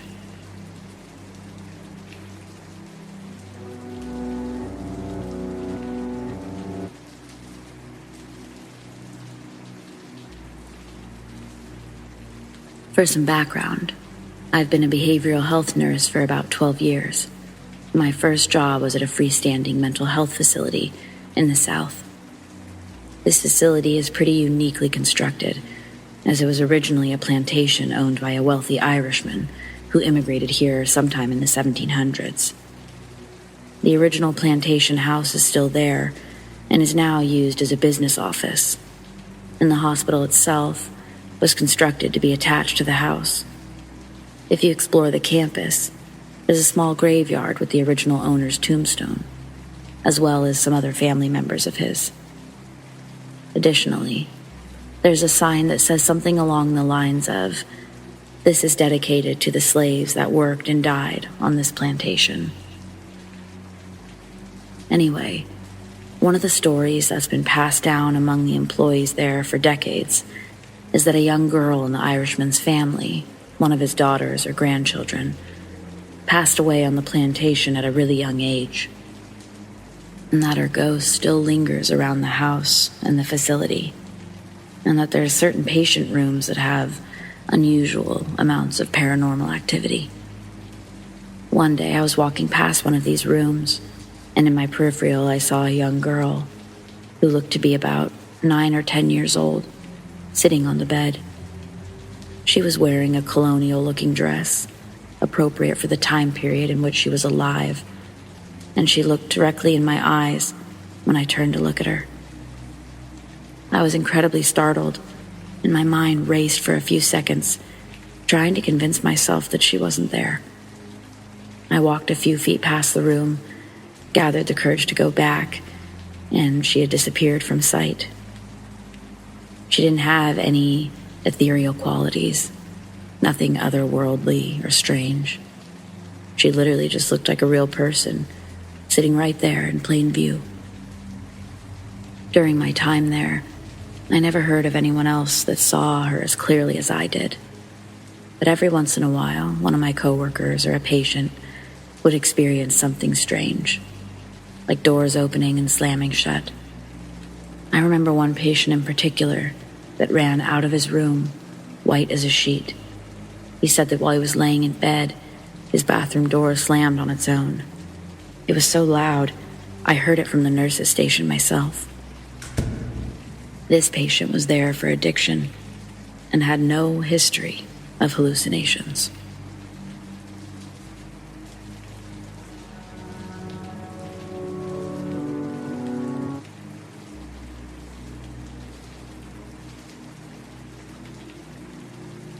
This just happened to me today. I needed a watch for work, and I looked at the usual spot where I keep it. Nothing. Then I went searching the area, and I couldn't find it. On my way out, I grabbed a jacket I haven't worn since last year. On a whim, I searched the pockets, turning them inside out, and nothing. About an hour ago, I heard a beep. I decided to check my pocket. I found my watch. No idea how it got there. It doesn't have a hole in it could have fallen in. Years ago, I lost a buck in the car. After searching, I couldn't find my buck, but I found a 20 instead. I never lost a 20. Never found that buck.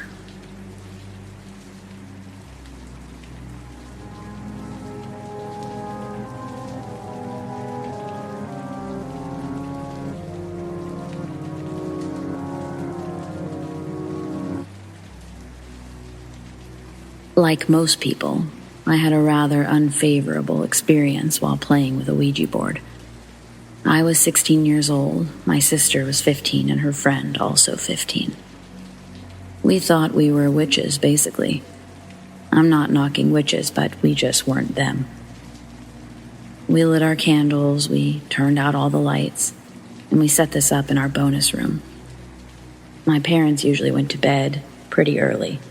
As soon as they did, we started the session. No one spoke at first, and we hadn't really discussed exactly what we were going to ask, but eventually my sister asks, "If someone is here with us, can you tell us your name?" We waited. Nothing. 10 minutes goes by and our patience is dwindling. My sister asks again, "Can you tell us your name?" A few moments later, we all feel the planchette move, ever so slightly and slowly, towards no. I instantly knew that no one was messing with me because they each looked more afraid than I did.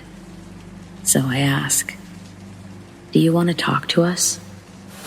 It moves slightly away from the no, and then quickly back to it. And then, like something straight out of a horror movie, the planchette repeats this motion over and over, quickly, as if screaming no at us. We all let go simultaneously and stand upright. My sister's friend looks like she's about to pass out. We're standing over the board, essentially staring at it, like we knew something more was going to happen. We watched as the planchette lifted off the board, hovering about 4 inches above it. Instinctually, we all grabbed hands, and we waited for this thing to drop. Meanwhile, you can hear our dog going crazy from the other side of the door, barking nastily and scratching at the door. He was relentless. I knew my parents would wake up any minute. The planchette was still hovering over the board, sitting perfectly still in the air. We all let out a yelp when my parents came bursting into the bonus room. I never took my eyes off the board, though, and I watched as the planchette fell suddenly. My sister let go of my hand and ran out of the room, her friend following close behind, leaving me to explain to my parents what we were doing. Before going back to bed, my mom grabs my sister and her friend from her room, telling them that they need to be with me when I say goodbye, that we have to say goodbye to the board, and to promise not to use that thing in the house anymore. So, scared shitless, we returned to the board and said our goodbyes. The board didn't say it back, but we felt our job was done. That bonus room must have absorbed some sort of bad juju. Our dog never stepped foot in there again without making a huge fuss, and he wasn't a fussy boy. When my parents were getting ready to sell the house, there were lots of accidents that took place in that room. An electrical fire, paint splatter, and the door refusing to open unless you were literally about to break it down. My intuition tells me that it's more than just a coincidence.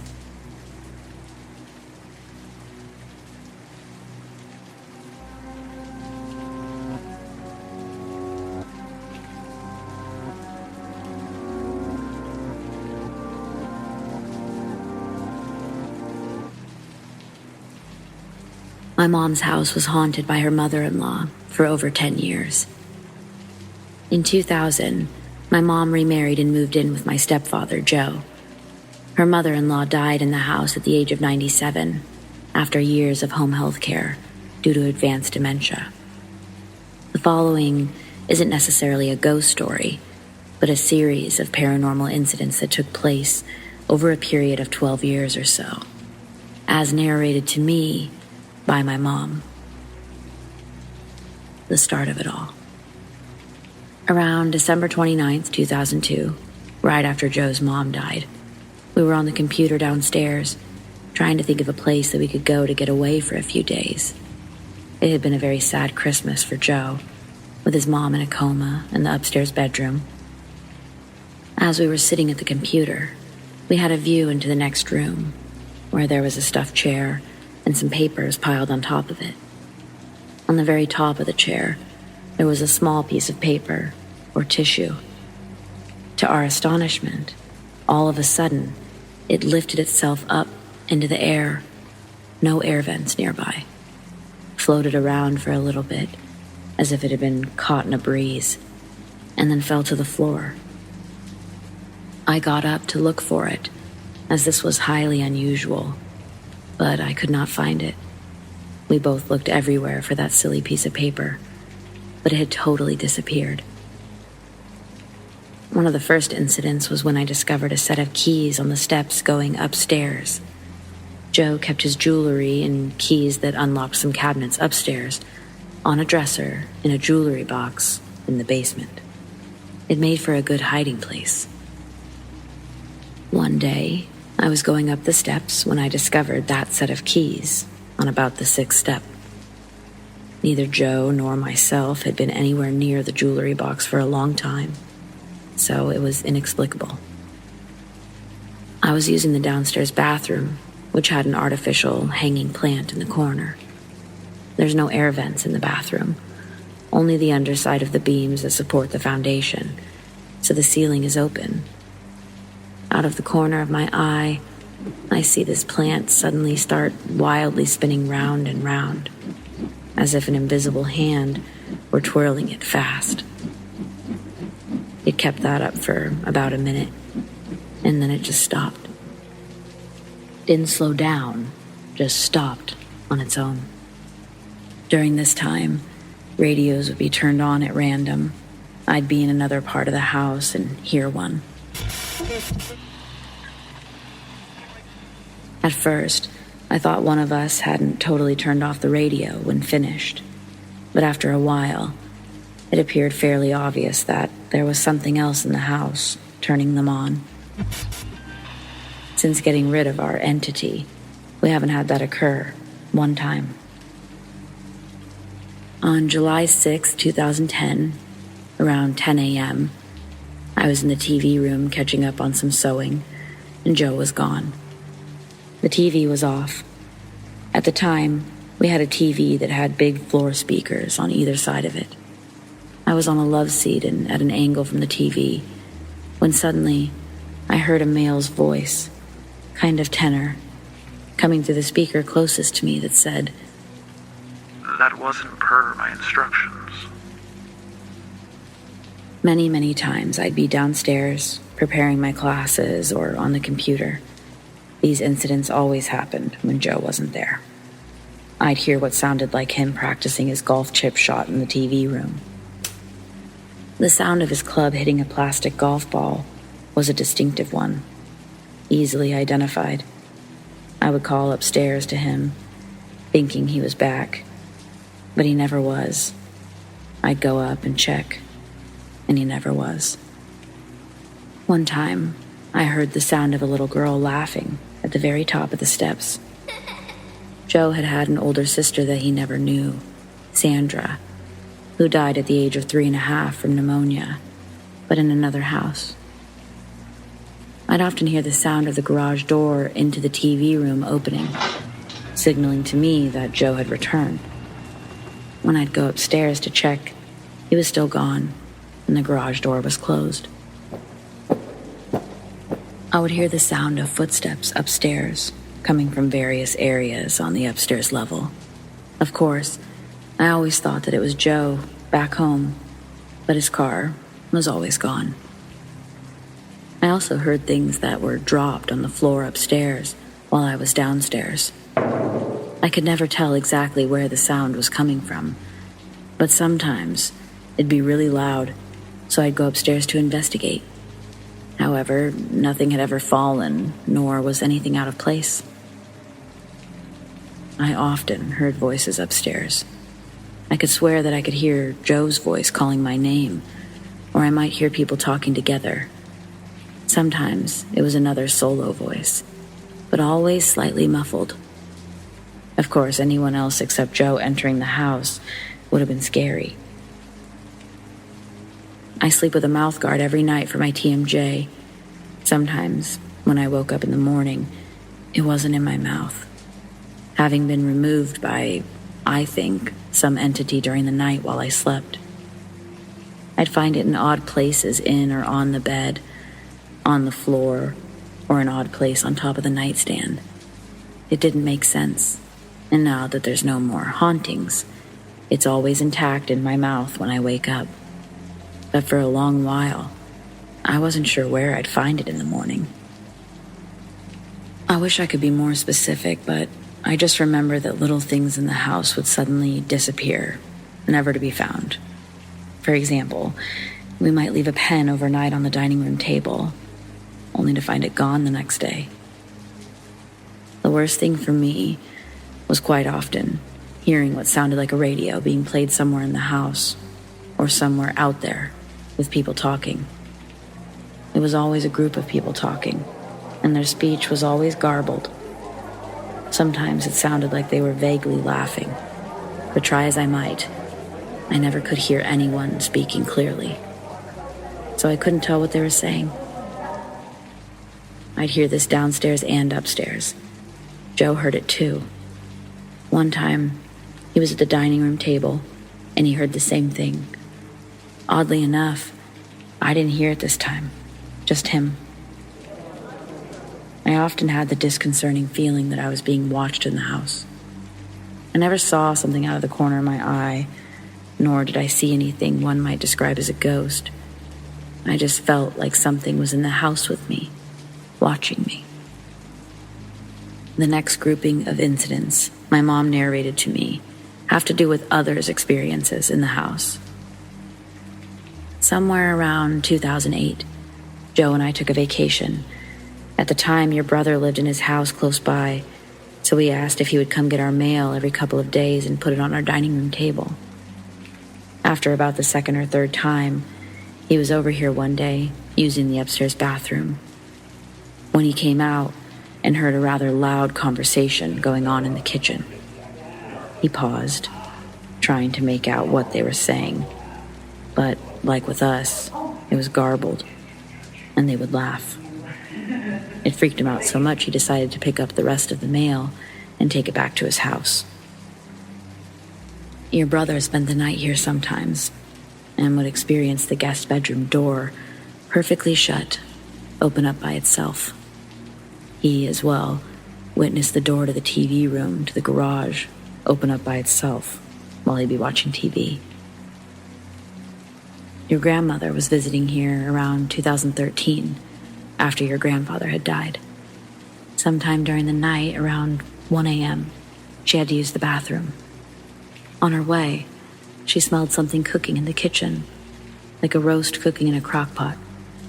Of course, she investigated, and of course, there was nothing there. We hadn't even used the crock pot that evening. She said it was a nice smell, but definitely meat cooking, and rather strong. When you and your ex-wife visited and spent the night downstairs, she told me the next day when she got up at night to use the bathroom, she saw a ghostly form of an old woman in her path. And when you and your ex-wife were seated in the TV room on the love seat, all of a sudden the light on the table next to the love seat came on by itself. I don't know if it was the same visit, but you were visiting, and there was some sort of list that you had compiled. We were going back and forth putting things in your car, and you almost forgot your list. I don't recall if we put the list on top of the telephone table in the dining room, or if it was on the table in the guest bedroom. At any rate, when I came back inside to fetch it, it was gone. Totally gone. You came in and I remember us looking everywhere, but we never found it. When you were staying over once, I'd given you a framed picture of your nephew. I put it on the nightstand so you wouldn't forget it when you left. It inexplicably disappeared, and we later found it at the bottom of a drawer in the same room. The last incident I can recall is the handheld mirror swinging back and forth on its own in the downstairs bathroom. That was pretty amazing. That's the end of her narration to me. After 2014, the hauntings suddenly stopped. To be clear, everyone who stayed at my mom's house experienced something unexplainable.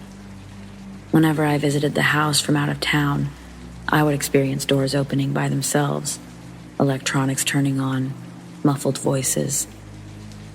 Whatever entity or entities caused these incidents has moved on, but left an impression on my family that we'll never forget.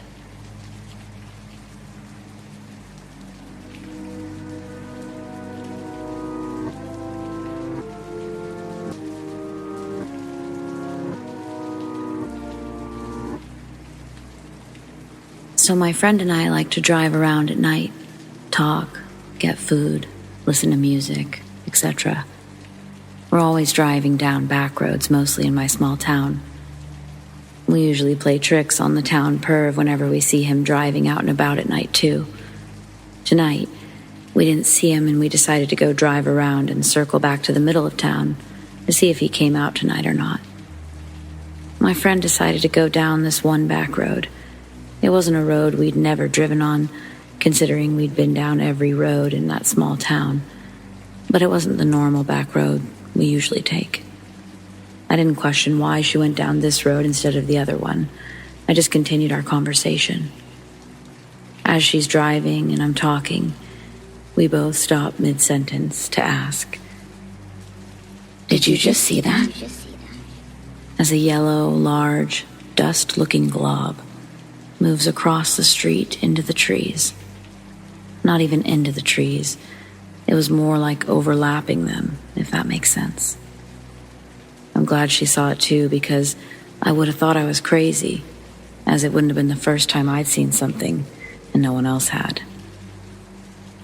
It was transparent, dirty yellow, kind of like what your yellow marker looks like once you used it over black or brown pen while coloring. And it looked like a gust of wind blew over a dry pile of dirt. It's 64 degrees out and no wind, and it wasn't from our car, as it was visible in front of us, and then next to our car. My friend and I both think that it might have been a ghost or spirit of some kind. But the fact that it was yellow scares us, because doing further research online, yellow spirits usually mean they're sending a cautious warning. But I just wanted to confirm that. What does a yellow spirit or ghost, dust particles, mean for us? Are we going to be okay?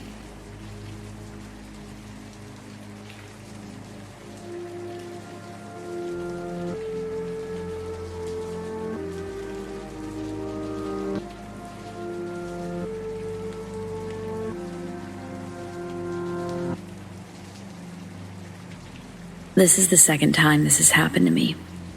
Last year in October, I had a problem with things breaking. For example, my some-month-old phone suddenly had a crack on the screen when I retrieved it after work. It was in an area I constantly had my eye on, so it didn't drop and nothing was dropped on it. I also woke up to find the rim of my glasses broken. When I went to sleep, they weren't damaged at all, and nothing fell on them. I mentioned it to a coworker, and she suggested that I salt the place. I did, and after I was done, I heard a knock on the wall. I brought my tortoise to the wall, and he gave me a funny look. I heard animals are more sensitive. On my coworker's advice, I'd also bought gargoyles. They're facing the door. A few hours ago, I heard a strange sound. It sounded like some sort of cat being murdered. The sound came from the front. Just heard it once and it was short. Thought my dog might be safe going out the back. I took my eye off my dog for a bit and I grabbed the salt. I saw her doing her business and I started salting along the doors to give her privacy. After I let her in, she was acting a little bit weird. While I was with her, I heard a couple of odd sounds coming from the front. She did too, but she didn't want to bark at them or anything. She's a Pomeranian. There wasn't anything out there when I checked. Could this be the same thing from October? Or what could this be?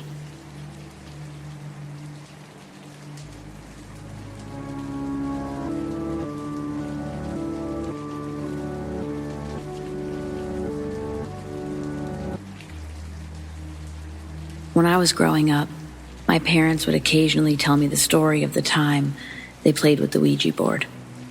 It was when they were dating, before I was born, and they had a crazy night with it, where it answered all kinds of questions.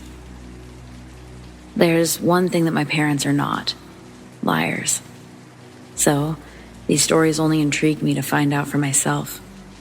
When I was 17, I was a senior in high school, and I had my first serious boyfriend.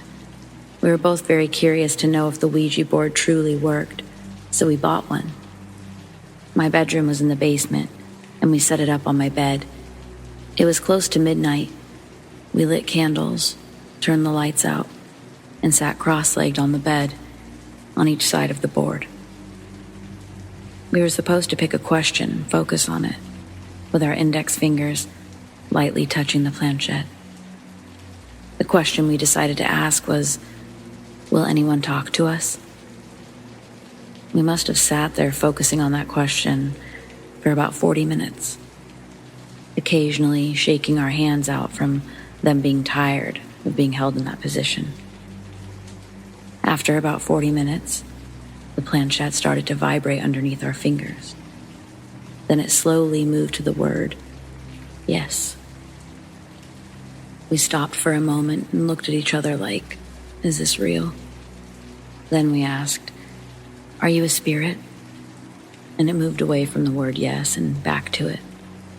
At this point, I noticed that I could feel a strange electricity moving throughout my body. I didn't like it. I've never felt it before or since. We decided to ask it, are you nice? and it very quickly moved to the word no. Now I'm riddled with terror. I exclaim that I cannot play anymore, and I go to pick up the board and put it back in the box. Except the board will not move. Not a sliver. It felt as though it was stuck with cement.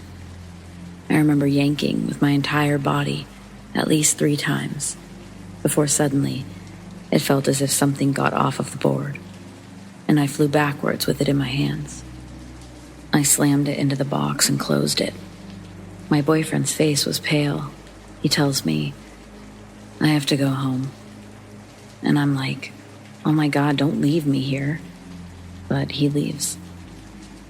Here's where it gets even more scary. After I walked my boyfriend to the door, I went back down to my room. Only it didn't look like my room anymore. Don't get me wrong, nothing changed visually.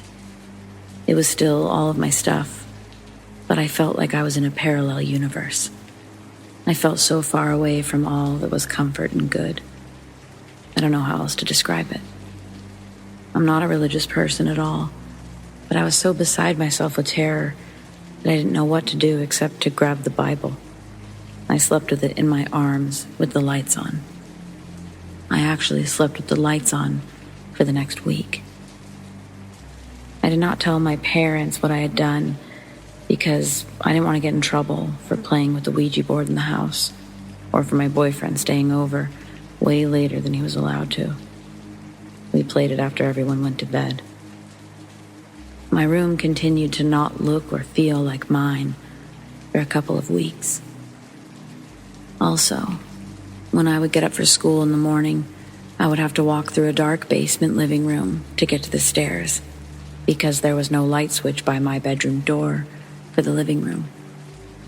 My bedroom door was in the back corner of it. So when I would first open my bedroom door, the light in my room would cast out into the living room darkness, and for a split second, I would see a black cat run from the patch of light into the dark. I would shake it off as my eyes playing tricks on me. But after a couple of weeks, I was eating breakfast upstairs with my family, and my 7-year-old sister exclaimed out loud, "I keep seeing a black cat in the basement." That confirmed that it was not a trick of my eyes.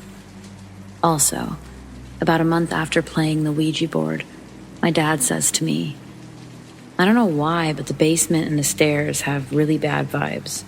And it's bothering me because when I bought this house, one of the things I liked was that it had good energy." That's when I realized for sure, without a doubt, that all of the stuff was not in my head. I had haunted my parents' house by playing that game.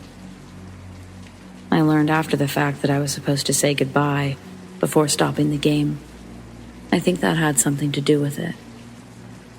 Another strange thing that happened, I always slept with my bedroom door locked.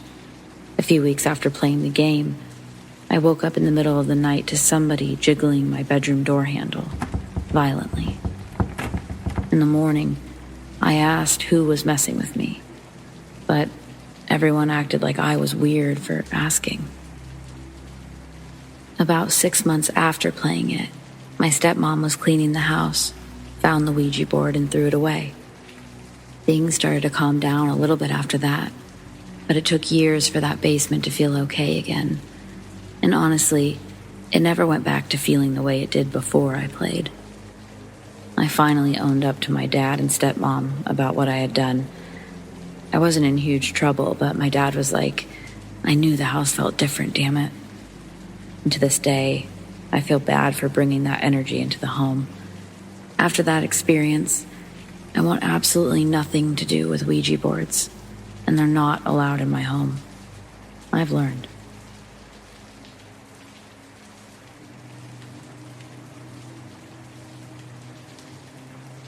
I really don't think ghosts exist. I mean, it doesn't make sense to me, and I really hate the ghost shows on TV. They're all so damn fake, it's painful. Having said that, I will tell you a story about something I experienced but can't explain. So the answer is really up in the air. I know it's hard to believe a random person on the internet, but let me just say this story is 100% true. and I just want to put it out there on a non-judgmental space. I was about 14, and there was a family that lived behind us on an adjacent street, but you could walk between our yards like you find in American neighborhoods. It was late afternoon, maybe 6 p.m. There were a couple of girls that lived there close to my age that I didn't know too well. They saw me in my backyard and asked what I was up to because they were bored. We ended up hanging out and they invited me over to jump on their trampoline. We talked and jumped for an hour or so. While jumping, I noticed there was a basement storm door on the back of their house, and I had actually never seen one, so I was intrigued. Most basements here just have normal stairs from the main level. I really wanted to open it and see how the door worked. I inquire about it, and the older girl said, "Yeah, we only go in there if there's a tornado. My mom says it's haunted." I'd always been dismissive of hauntings and ghosts and said, "Oh, I don't really believe in ghosts." The younger girl giggled, and the older one was more serious. "Go down there if you aren't afraid then," she said, pretty much daring me to do it. Why does this sound so much like a movie? Well, I accepted her dare, and I went over to the storm door and unlatched it.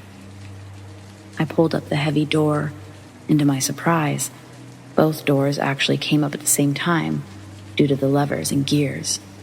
It was actually quite cool to me, so I closed it and opened it again. It was half lit from the few small windows in the basement and a little cluttered with old junk. Not very dirty and no spiderwebs, though. Seemed like a pretty normal basement. I went down the steps, and the girls actually followed me halfway down. I reached the bottom step, and I looked back at the girls. The younger girl pointed at me to keep going. I made my way close to the opposite corner of the basement and looked around. It almost seemed like someone lived down there. Books were neatly placed, and there was a little couch with an end table next to it. I looked over to a clearing behind the couch, an area that was dimly lit from a nearby window, and I saw it.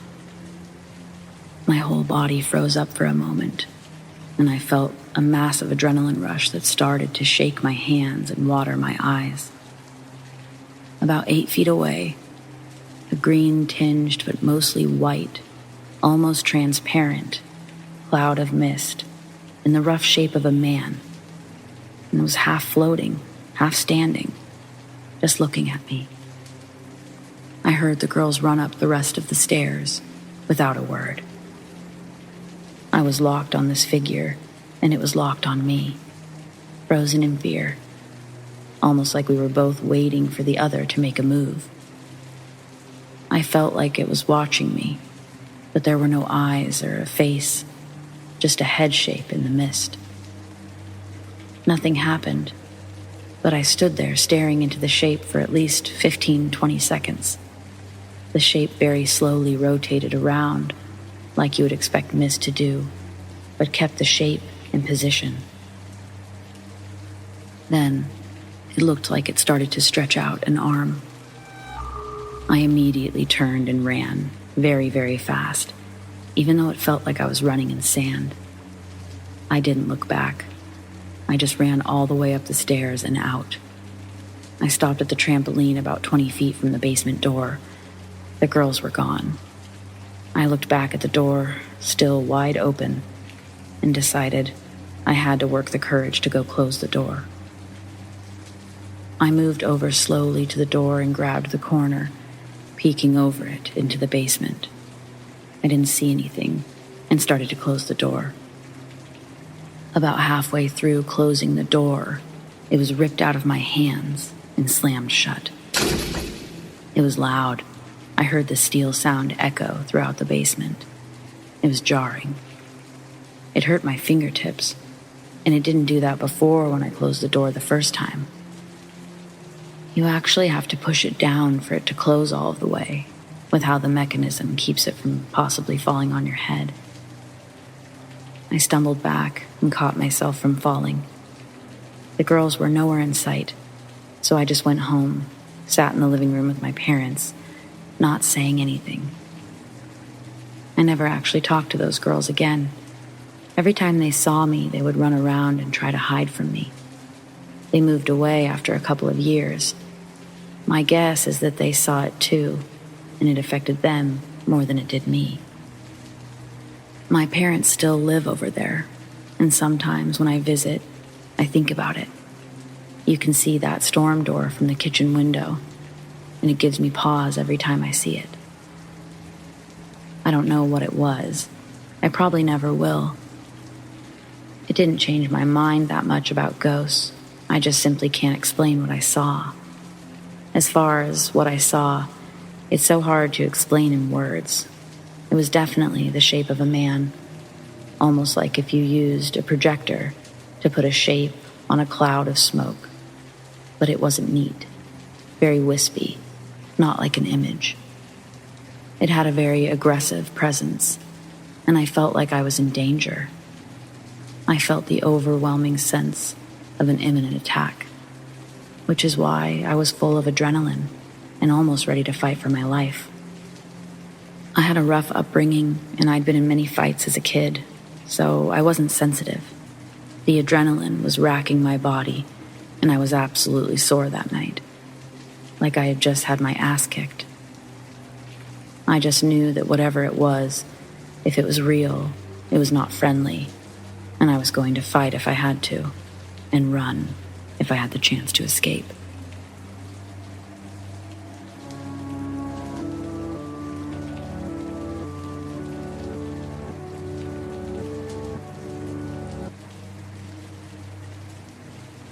A few years ago, I was a CNA, and I worked at a nursing home. Had a few encounters there, but nothing prepared me for everything that would happen when I started working at a hospice home. It essentially is where people go to die, people that are sick and don't have a lot of time. The facility was amazing and worked quick on getting people in. The point is, a lot, and I mean a lot of people passed away in that building, and a lot when I was working, 7 p.m. to 7 a.m. I always opened the window in the residents' room after someone passed away, my way of freeing the spirits so they wouldn't be trapped. No one else, unfortunately, did this. On to the main point of this post. We have 2 wings of the building, and each wing has a huge linen closet. Tons of sheets, blankets, comforters, towels, washcloths, gowns, etc. When you open the door, both walls are lined with racks filled with linen. You can walk down into the room a couple of 100 feet and then turn right. It's a little area where extra stuff is stored, things for bed baths and hygiene things for residents. You're completely hidden when you're in the area on the right. A resident woke up around midnight and wanted to get cleaned up, so I was going to give them a bed bath. I went into the linen closet and headed to the area on the right.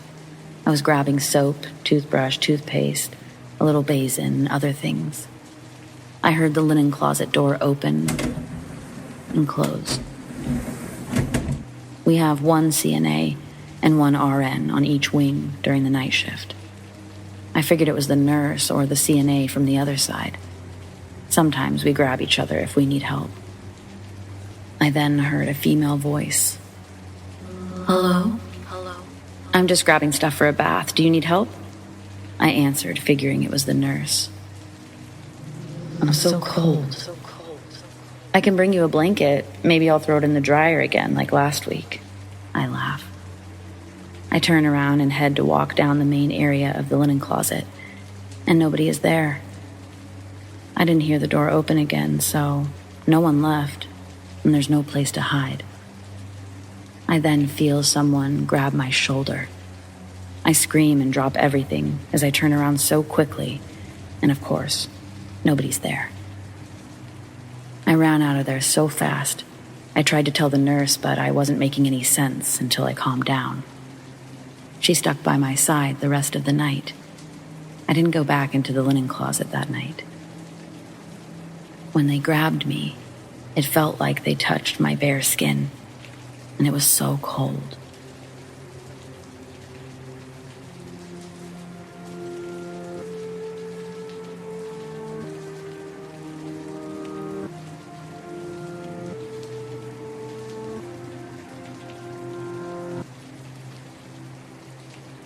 was about 8, my half-brother got married, and he had the wedding in his wife's Welsh hometown.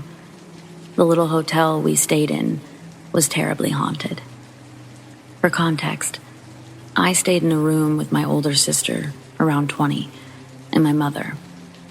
In the next room, my dad and brother had their space, but they experienced nothing. We did. Here are some creepy things that happened. On the first night, we left to get dinner, and upon coming back, could not open the door. The key we had refused to turn any kind of way, and the door was locked, firm. We rattled and pulled the handle literally every way that it would turn, to no avail. Then a member of staff came around the corner from a smoke break, looked at us strangely, and casually opened the door without any kind of key or struggle. That was fucking weird. Next, the room. The shower was absolutely being messed with. When any of us, except my mother, tried to get in the shower, it would quickly burst up to boiling for my sister and freezing cold for me. And when we jumped out and tested the water, it would stay perfect for ages. It literally did not change until we got in the shower. Then it would immediately rise or fall. I also mentioned feeling watched and scared to my mother after showering. On our last morning, a lot of chaos was happening trying to get packed and ready to go. I woke up having put my DS on charge all night, next to my bed as I always did, and it was gone. Nobody had packed it, and we couldn't find it at all. We were only there for a few nights, so we hadn't bothered to unlock the big wardrobe, since there was hanging space by the beds anyway. But in looking for my DS, I insisted we open it. Now, I'm the tiny height of a child.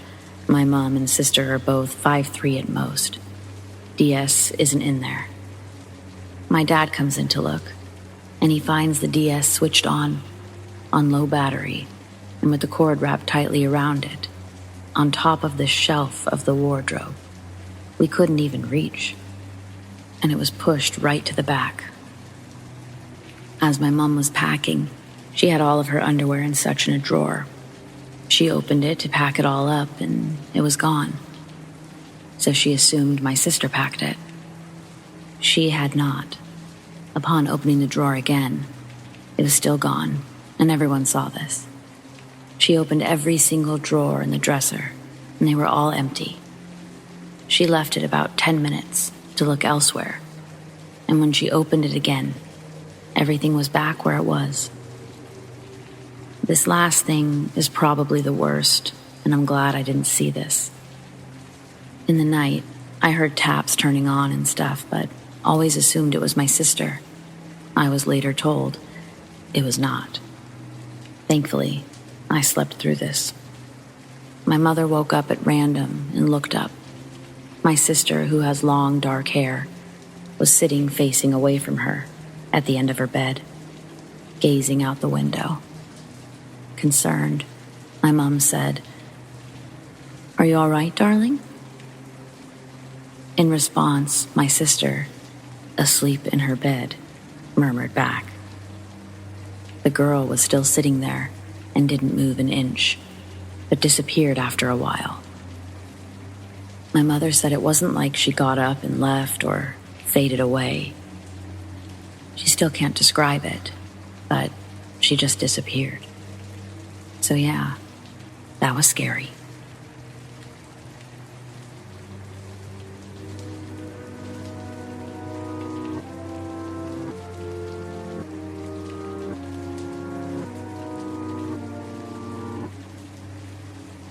Years ago, my mornings and evenings involved me taking the subway to and from work. Every once in a while in the evenings, I'd hear beautiful saxophone music, even before walking down the steps from the loud streets. Reaching the bottom near the end of the terminal, I'd see a small, older man sway back and forth, an overgrown beard hiding his lips pressed firmly against a dented, rusty sax. always in the same oversized coat and a Knicks hat. He dressed for warmth, clearly rejecting the passing fads that walked by him. Whether by choice or circumstance, to say it politely, he stood out in the crowd of suits and Jordans that ignored his presence. But I'll never deny how talented this man was on the sax. One night, I reached the subway early and heard that sax playing below.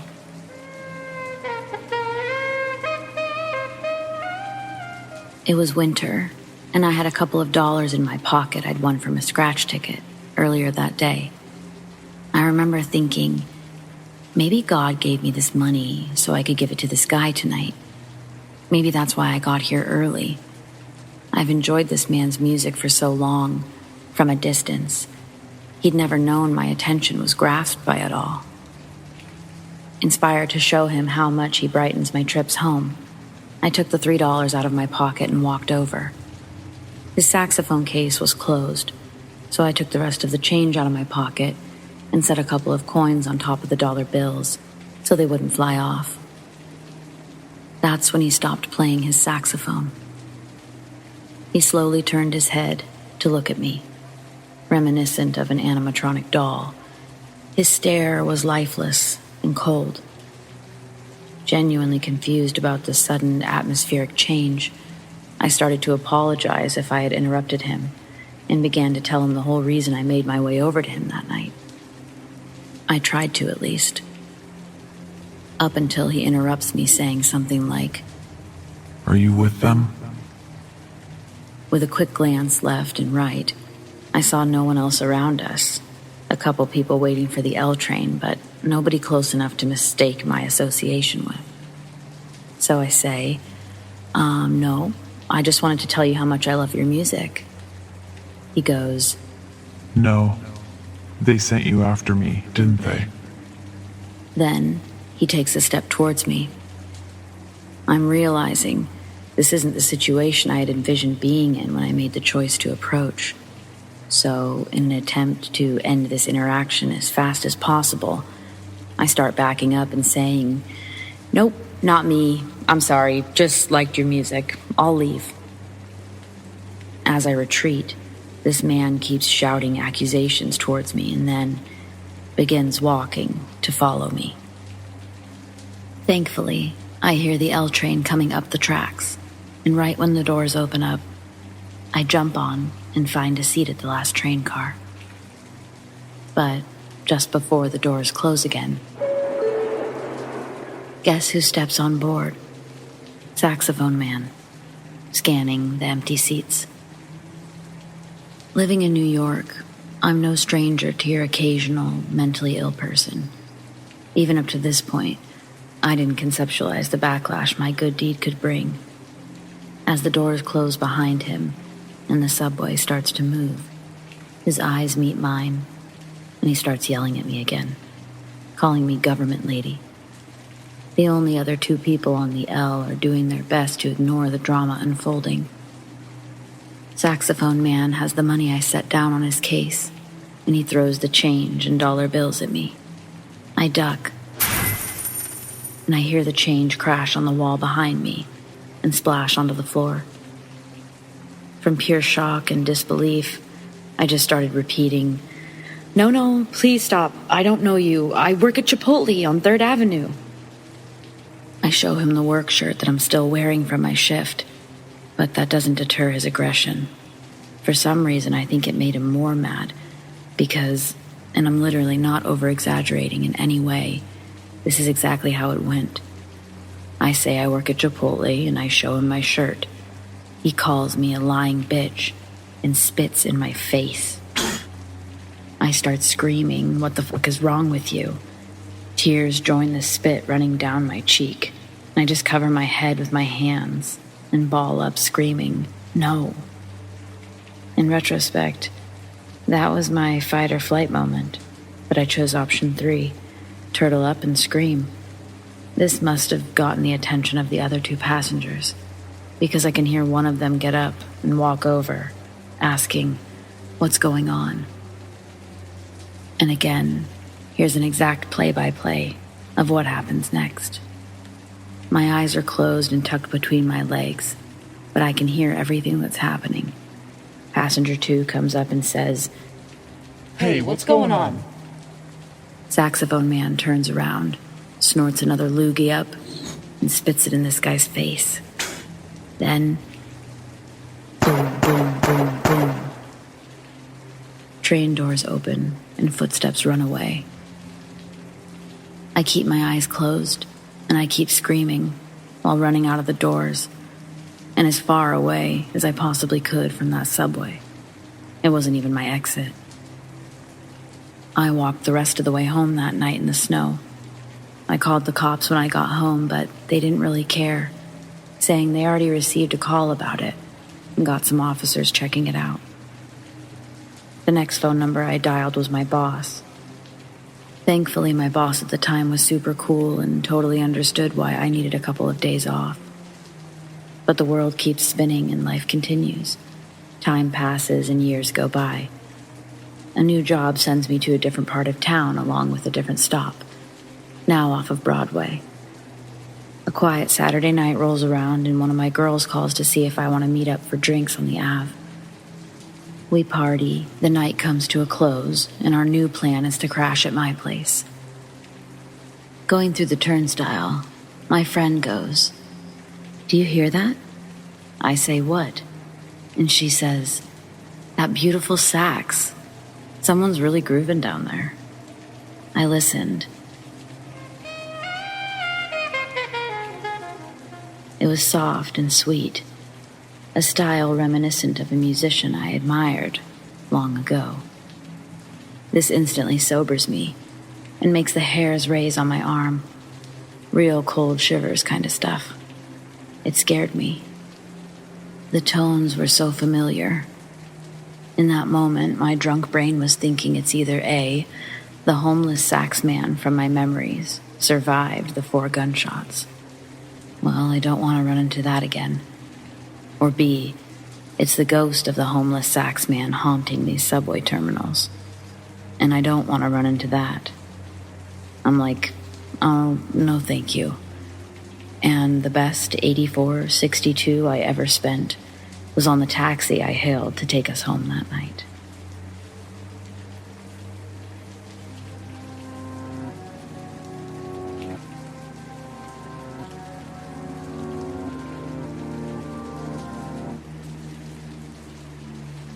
So this has been going on for 2 years, but I moved into this house 4 years ago.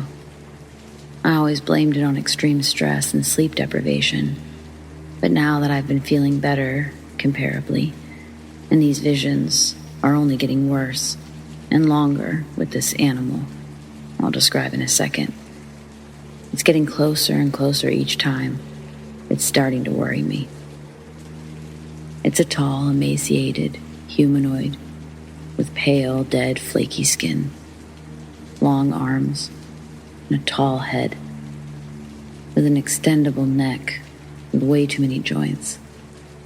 It lacks any ears or nose, and it has deep black indents where the eyes and mouth on a face of a human would be, though its head is like 2 clumps cobbled on top of each other, so the eyes are further from the mouth than they would be, and the eyes are too close together, almost like how little distance a flounder has between its eyes, which I know is a weird comparison, but the fact that it looks like your stereotypical horror game creature didn't help me take it any more seriously at first. This thing has given me 3 or 4 panic attacks by appearing in my doorway and slacking to get away. Whenever I think I'm 100% sure I physically see this thing, I have panic attacks that end with me crying in a corner with all of the doors locked, the lights off, for up to 2 hours. But I always thought this thing was just a manifestation of my stress. Relatively recently, the physical signs of it have been getting more and more intense. Started with floorboards creaking loudly and approaching my bedroom when everyone was asleep. Assumed it was the house settling. Then came the wailing that seemingly only I could hear. It began in the winter during a snowstorm, so I had been assuming it's just the wind. It's still happening. Sometimes on days with no wind, and sometimes it won't happen at all on very windy days. I haven't mentioned it to anyone. I'm afraid of doing so. Then, the opening and closing of the door of the room which I always feel like I'm in its presence. The laundry room. It's basically just our basement and looks just like one with the exception of the washer and dryer, folding clothes and hampers. I never like going in there, and I can't stand when the door is open to that room because I imagine it running down the hall and grabbing me, as if a flimsy wood door would deter it. I just figured it was the wind or people coming and going until it started happening every time I walked past late at night. Even after I closed it seconds ago, this doesn't happen in the day for some reason, or at least less in the day. Maybe I just notice it more at night because there's no light in there, so it's exceptionally dark. Then, the scratching noises. This began happening just before the visions intensified. The conditions. I'm the only one awake. It's dark outside, and it's between 9 p.m. and 5 a.m. Figured it was the dogs upstairs. When I realized that wasn't possible, I thought it may be a raccoon or a large bird that's gotten into the walls somehow and has made it their hideout. This isn't a light scratching. It sounded like at least a badger-sized animal, so I've dismissed the idea of it being a small rodent or passerine. Then the visions became vivid. I'd see it. It was a third-person perspective of the hallway it'd come through. I know it has a bloodstain under its right eye, and its dead, flaky skin that's peeling under the left one. I know its mouth looks like an open frown, and I know every detail of the hall, down to the positioning of objects that are often moved around. I think I'm either schizophrenic or this thing may be more real than I thought. I'm posting because my dogs are no longer willing to come downstairs with me at night, just as the visions have gotten their most vivid. Can anyone tell me why these visions are so vivid, despite the fact that my stress has been going down and I've been getting more sleep?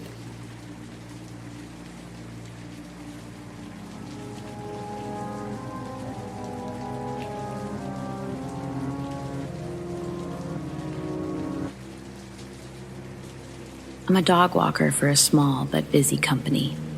I have one client in a somewhat nicer neighborhood that I go to twice a week in the mornings. Like most people who use dog walkers, they use a lockbox.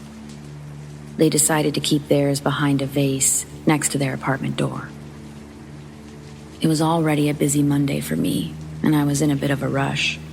I was hoping to get Mia, their Bernedoodle puppy, by 9:45 so that I could stay on track for the day. After finding parking, which is usually hell, I made my way up to the apartment, to their door. I wrapped my hand around the vase, intending to grab the lockbox. Nothing. Wasn't alarmed at first. Sometimes owners forgot to put out lockboxes. Not super common, but it happens. I look around a bit more, but have no luck. So I text the owner. I'll call her Kay. Usually when I text her, I get no response, since she's so busy. But I text her anyway, asking her where the lockbox could possibly be, since it's not in the usual spot. After about 5 minutes passes without a response, and I'm honestly getting a bit irritated. I already have a busy day driving all around the city, and now I'm going to be running behind. So, I start knocking. There's a chance her husband was home. Sometimes he is. I knock about 3 separate times until I hear some shuffling upstairs. So someone is home. It takes a bit of time, but I hear someone making their way down the stairs. It's taking a bit of time, but someone is coming down. The door opens. It's not Kay, nor is it her husband. A man stands in front of me. He's only wearing a white towel that's barely hanging off of his hips. He's holding Mia in his arms, and he looks extremely caught off guard. I'm confused and also caught off guard, but I'm not quite horrified. Maybe they were having a visitor stay with them, or maybe someone was having an affair. Maybe that's why the lockbox was absent. "Hey, I'm here to take Mia for her walk." He lets her run out into the hallway and hands the leash and collar over, which are always on the staircase railing. I ask him to please give me the lockbox to keep outside, since I need to get back inside. He gives it to me. We head out for our walk. I'm a bit flabbergasted. Did I just walk in on an affair? Was he a visitor? It wasn't too out of the ordinary. Sometimes clients forgot to mention they have guests. Then, during our walk, I get a message from my manager. "Do you have Mia?" Then she calls. I pick up. I let her know I have Mia and we're on our walk. She says she got a weird message from Kay, her owner. She had stated a man came by earlier saying that he was the new dog walker and needed their lockbox code. I guess her husband gave him the code. We never set up a new walker, ever. I then let her know about the man in the towel when I got to the apartment and how the lockbox was gone. Told her I wasn't sure if I'd walked in on something or if he was a guest. Well, he wasn't a secret lover or a guest. He was not supposed to be there. Police were called immediately. I was told to absolutely not go back into the home. I called Kay's husband as he was on his way back over. Kay was en route from work. Kay's husband tells me he feels so stupid for telling the man the code and believing him, but he was in such a rush out the door, he didn't assume anything bad. I continue walking down the street, quite a busy major street, and then I spot a familiar man across the street. He runs across the street towards me. He's holding a beer in his hand. Hi, doggy, he goes. It was the same man from inside the apartment. He ran back across the street. I immediately turned the other direction into one of the side streets and called Kay's husband. He was nearing the neighborhood and tells me he just saw the man matching the description. Once Kay and her husband arrived, we went upstairs to scope out the apartment, expecting some items to be missing. Nothing. Everything perfectly in place, untouched. The only thing different was some dirty water in the shower that had been used. I was happy no one was hurt, nor was Mia. I was happy I wasn't hurt, but how did he know they had a dog walker?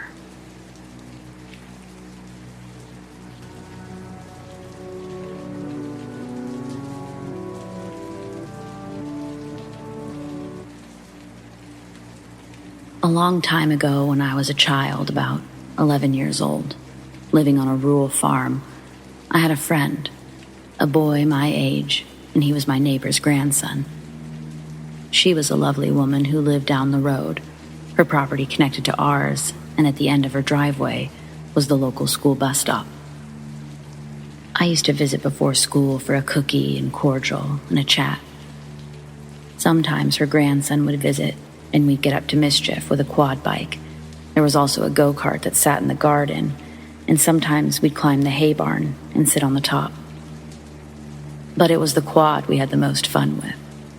We would try to make a ramp over a ditch in her front paddock, and probably the most dangerous was a game where we would try to push each other off the quad while we were driving, taking in turns, trying to knock each other off, and then racing away while the one pushed off chased after the other, and it started all over again. This was a very dangerous and kind of stupid game. I realize that now, but as a kid I was invincible and naive, and this was normal for us. Once we even climbed the giant hill behind my house and raced each other rolling down it. That time there was a girl with us too, Melissa. I never saw her again after that. But I digress. This story is about Justin. He was kinda cute with his blonde hair and blue eyes, but I was at that stage where boys are gross, and sometimes he would tease me and make me upset. Now, so far everything sounds normal, right? Well, this is where things get weird. One day, we were hanging out on the upper level of the hay barn, and he was talking about jumping off onto the dirt road below. He tried to dare me to jump, and I got scared and refused. It was a long way down, and I didn't want to get hurt. I'd been practicing jumping off the shed roof at home, as this wasn't the first time he talked about it. But that roof was only a quarter of the height, and I'd land on grass and still hurt myself a bit. Anyway, he started teasing me and calling me names like chicken and making chicken noises. I got real upset and started to cry. He said, Don't be such a wuss. I did it, and I'm fine. I called him an idiot, and as I climbed down, I told him I wasn't playing with him anymore, and I ran home. The next day, I went back to his grandmother's to see if he would play with me, but I couldn't find him anywhere, so I knocked on her kitchen door and asked if she'd seen him around. The look on her face wasn't one I expected. It was a look of shock and sadness, and she asked, "How did I know him? Where did I get that name?" I just looked at her confused and said, "He's your grandson." She gasped and invited me in, and once I was inside, she handed me a framed photo, asked me if I recognized the boy. I said of course I did, it was Justin. I was really confused by this point, so she sat me down at the table and told me the story of how her grandson had died in a terrible accident years before we'd even moved here. Justin had slipped and fell off the second level of the hay barn. He died instantly, snapping his neck. At first, I didn't believe her, as I was sure she'd seen us around the farm. She said no, she'd seen me running around and quite enjoyed me being there, as it made her remember the fond memories she had of kids running around. That since his death, there just weren't any kids around. It was at this point I realized that when Justin was there, he always called out to me when I was walking up the path to visit her, and then I'd run off and play with him. We sat and we talked for a while, as she wanted to know everything about what we did. When I told her about the quad bike, she laughed, said he always loved that thing, but it had sat in the shed since the accident, and it wouldn't run anymore. I also told her about rolling down the hill, but she had no idea who Melissa was. Anyway, it was late, and I had to go home. As I left, I noticed the go-kart in the garden. It was not shiny red as I remembered it, but a rusted, faded orange, with wheels half stuck in the ground, as if it had stopped working years ago. I asked her if that was his, and she said yes, she couldn't bear to get rid of it, so she made it a permanent part of the garden. I never saw Justin after that, but I was keeping a diary of sorts, hidden under a bridge in a waterproof container with a pen, and every now and again, I would discover writing that wasn't mine, until I had to move out in a hurry and couldn't take it with me.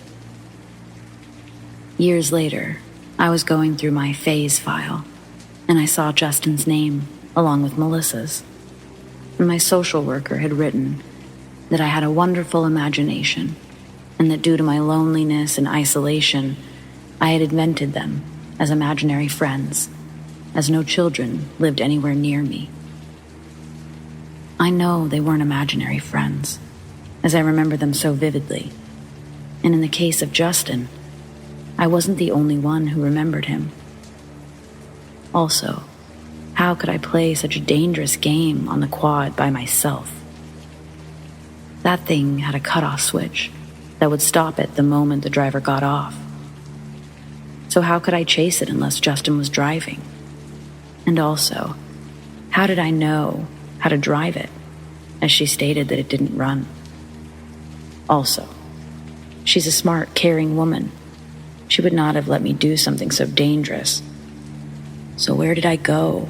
where she couldn't have seen me. We were driving around the front paddock only a few meters from her house. So many questions left unanswered, but I do know this. I miss my crazy friend.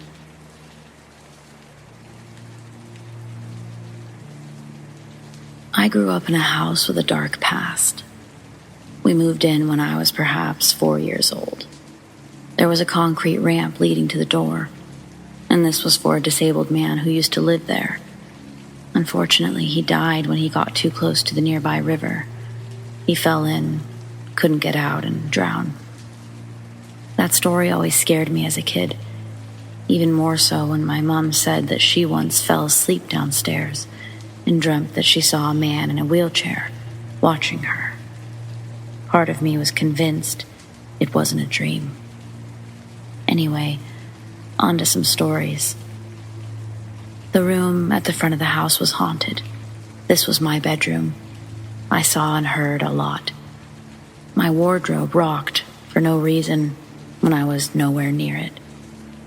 Logic tells me perhaps it was sitting on a wonky floorboard and slipped. But I was sitting on my bed. My cat was with me. I saw a shadow move out of the corner of my eye, and I turned to look. My cat looked too. There was nothing there. My bed moved when I was sitting on it. Again, I try to logically explain this as it's not sitting on the floor right, so it slipped. I think my radio made a noise when it wasn't plugged in, or when I wasn't near it, but I can't be sure if this was real or a dream. My memory's patchy on that one. Our dog died at 16. She used to bark to come in from the garden. She had a distinctive bark. I heard it even after she passed. Weirdest thing is our neighbor said that she thought she heard her bark too.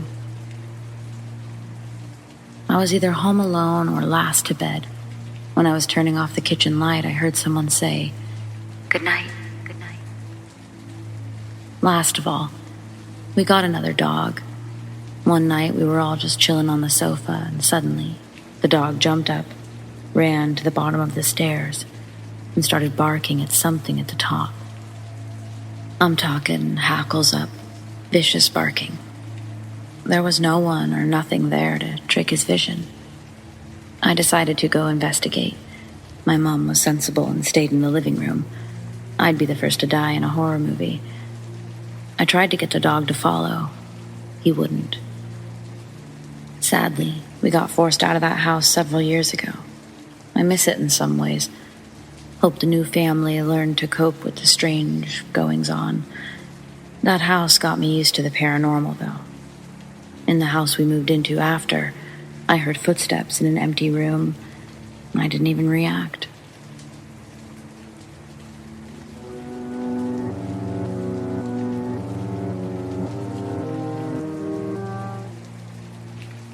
So I grew up in Sunnyvale, California in the early 2000s, and I loved going to our city's Toys R Us as a kid.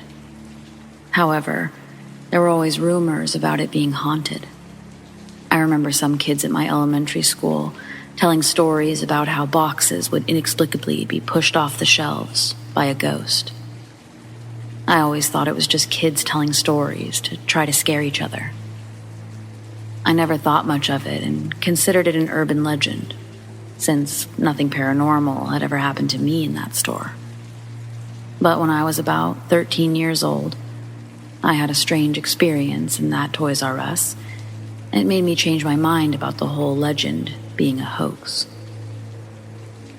On the day in question, my family was going to Toys R Us because my little brother wanted to buy something. My best friend and I decided to go too because we hadn't been to that store in years. While we were waiting for my little brother to find the toy he wanted, my friend and I were exploring through the aisles in the store, messing around and having fun with toys. Finally, we reached the back of the store, and by this time we were bored with looking at toys, so we just stood in an aisle and talked. Eventually, the topic of the store being haunted was brought up, and while we were talking about it, a box suddenly flew off the shelf behind my friend, almost hitting her in the back of the head. This was pretty freaky, especially since we'd just been talking about this Toys R Us being supposedly haunted. We weren't too scared at this point, though, since this could easily be explained by the box not being placed on the shelf very well and falling off due to gravity. Although I did remember seeing the box before it fell off the shelf, and I remembered it looking like it was pretty stable. But we just brushed this off and continued talking. However, a few moments later, the lights that were hanging from the ceiling above us began violently shaking back and forth. My friend and I stared up at the ceiling, frozen in shock. After a few seconds, the lights stopped shaking, and we both stared at each other like, what just happened? I started to feel more uneasy, but the incident with the lights could technically also be explained by something normal. The area where we were had a second floor above it, which I think was for staff. So I tried to tell myself that someone must have been doing something on the floor above us and caused the lights to shake by accident. In any case, my friend and I moved to the next aisle over, just in case the lights might fall on us. The aisle we were in now had a lot of stuffed animal toys in it. Both of us were just standing there talking about the things that had just happened to us when a toy monkey on the shelf next to us began moving all on its own and making a creepy laughing sound. We both stared at it in disbelief. Then we stared at each other and started screaming. We sprinted out of the store as fast as we could. But once we got outside, we couldn't just leave because we had to wait for my brother to finish buying his toy. We waited in the parking lot and tried to rationalize what had just happened.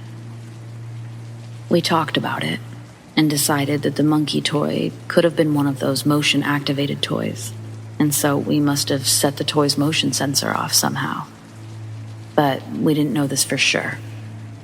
So my friend and I somehow worked up the courage to go back into the store and inspect the monkey toy to see if it was really motion activated. We carefully studied the toy, read its packaging, but there was nothing that mentioned it was motion activated. The only way you could make the monkey move and talk was if you pressed a button on its body. There was no way that we could have pressed that button by accident.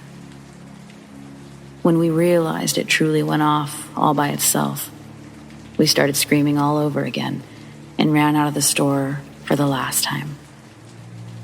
I'm a pretty skeptical person, but after having 3 weird things in a row happen to me in that store, it felt like it was more than a coincidence.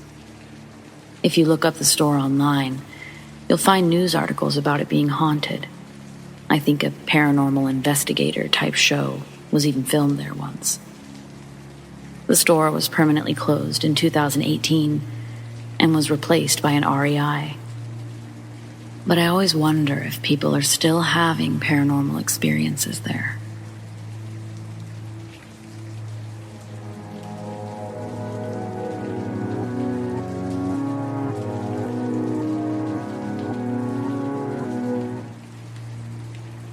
To preface, me, my husband, and my in-laws have been stuck living in a hotel temporarily. A few days ago, I had horrible menstrual cramps, and I was feeling extremely fatigued. Getting up was exhausting and painful, and this was after 9 hours of working that day.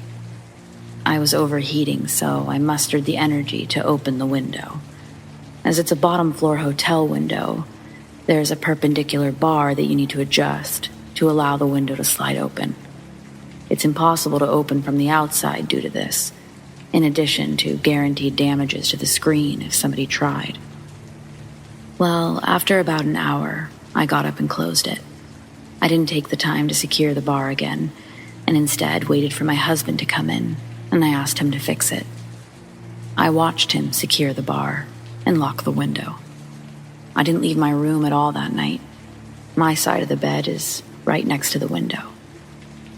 Lo and behold, we kept waking up all night freezing. We both thought the window was closed, so I didn't get up to check it until about 4 a.m. It was open, about 4 inches, and the bar was secured in that position. I closed it and went back to bed without thinking much of it. Next day, I communicated it to my husband, and he mentioned that he didn't touch it again after that. Neither did I. There's no reason it should have been open. We both thought it was strange, but we didn't speculate anything. Come to find out after work the next day, my mother-in-law has been seeing figures standing next to the window in her room and in the corner of her room when she wakes up from naps. She hasn't mentioned it to avoid distressing me or my husband. But when my husband brought up our window to her, she told him about it and asked him not to tell me. He told me anyway. This was pretty interesting to hear, as I haven't felt creeped out by this hotel at all. Whatever's in here with us, it's not actually bothering anyone. Apparently, it was just too hot, and it wanted the window open.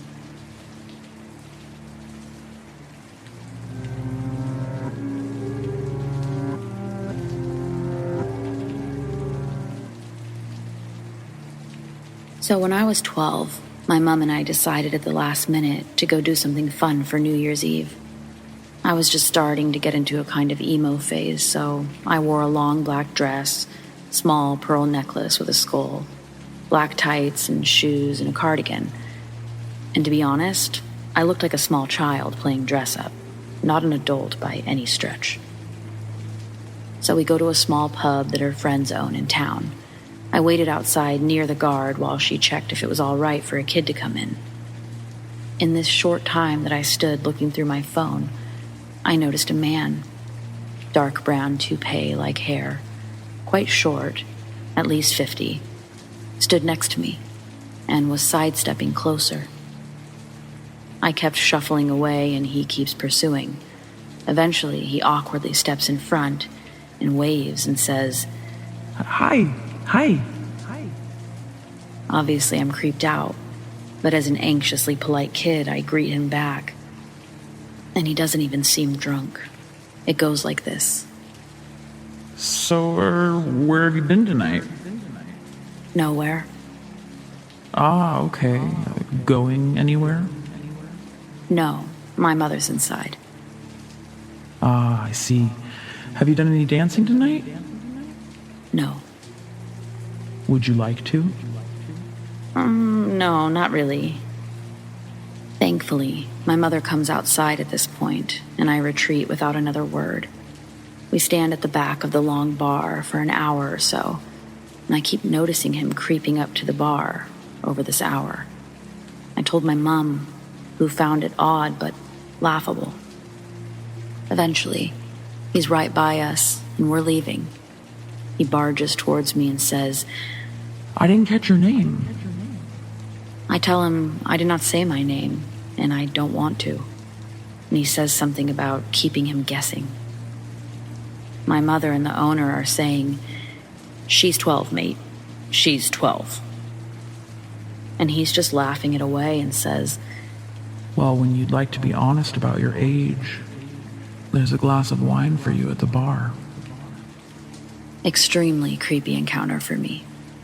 Kept me awake at night for a long time. I was worried that he'd followed me somehow and was just waiting, watching. I hope this wasn't phrased so it seems like my mother was being inattentive. She left me by the guard, who could have easily made this guy shove off. I was just very shy and chose not to bother him.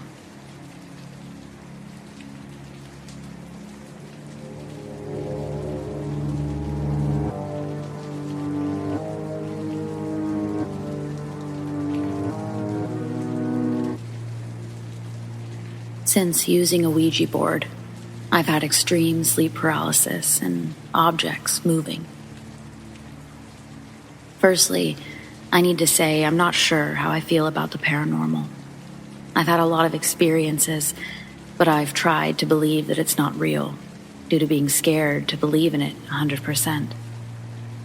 I'm a 23-year-old female, and when I was a child, I saw a lot of stuff.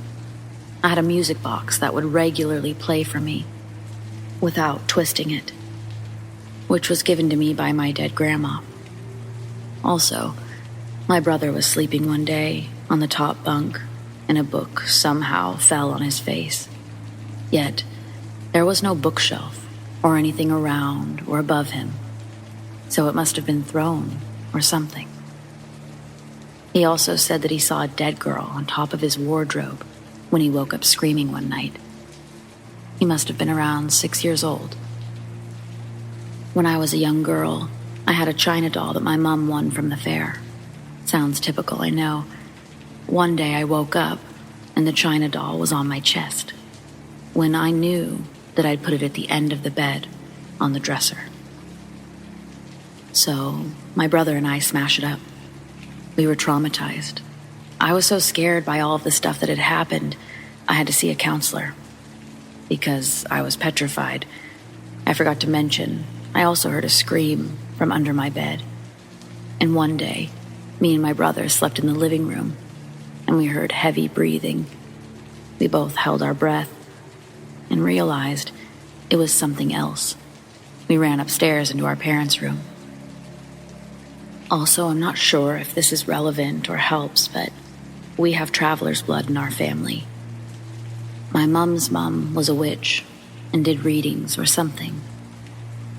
Unfortunately, she turned into an alcoholic, so my mom was adopted as a very young baby.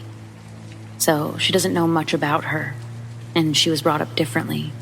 We're not travelers or anything. I could write an entire post about this, but my mom was literally able to predict her stepmom's death and has dreams about accidents that have happened. The other day, she dreamt someone wearing red got hit by a scooter. And that same day, we drove past a serious scooter accident where the injured was wearing a red top, just like she dreamt about. Also, if she's ever cursed people, they've died, so she doesn't do that anymore. I've had dreams and have started to predict things lately too, but I like to think that all of this is just coincidence. However, lately, I'm questioning that belief. Anyways, a few years ago when I was 18, I decided to try using a Ouija board in my house with my brother and with my mom's permission. We didn't do it for long, and I know it was stupid. Apparently we got through to something, and it said that it had been watching me since I was a child. But I just assumed my brother was playing a prank on me, so we stopped. I kid you not. That same week, I started getting sleep paralysis, and for 4 years, I get it almost every day. When I get sleep paralysis, it feels like it's something evil, usually the same thing or multiple different things. 60% of the time, I'm being touched or assaulted. It also whispers things to me, and it can be really horrible or sometimes really nice. I wake up drenched in sweat because it can be that scary. I feel it's taken a toll on my mental health, my overall sleep. Also, when I've seen it, it looks like a long, tall, black figure with long nails. I'm writing this post because the other day, not only did I have sleep paralysis, but I awakened to my chandelier moving, and it freaked the shit out of me. I had no windows open or anything, so what the fuck was that? Also, I've woken up to hearing other things move. If I've invited something into my house, or I've had something attached to me all of my life, how do I get rid of it? I'm scared. What should I do?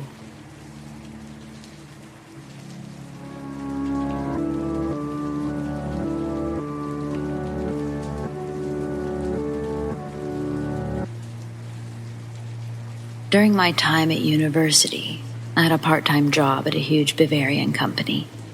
The building had 8 floors in a quadratic shape, with a big lobby in the center of the building.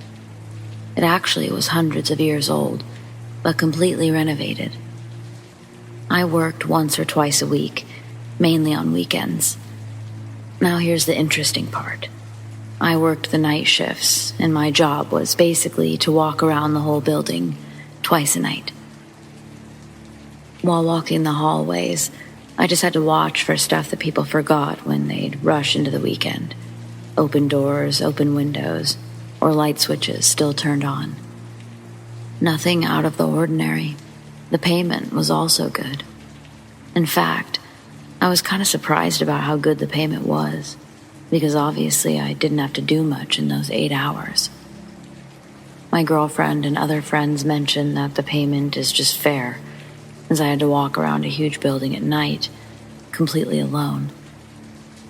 They always mentioned how they would never do this, as the sinister feeling in the buildings like these play mind games with them. I never had problems with being alone. I was neither paranoid or believed in paranormal occurrences. Just studied throughout the night and did my 2 walks. Until this one night in September of 2018. The shift started like any other. I got the keys from the janitor and started studying after my first walkthrough of the building. Between 3:55 a.m. and 4:05 a.m., the whole electric system throughout the building resets, which I found really odd at my first shift, but I grew to ignore it after some months. The janitor explained the reason after I'd asked. The reset leads to light sources turning on and off throughout the whole building, systematically, but still chaotic. I sat at the front desk, not even paying attention to it, when suddenly a certain noise reached me. One of the 2 elevator doors in the first floor opened itself, closed itself, and opened itself again.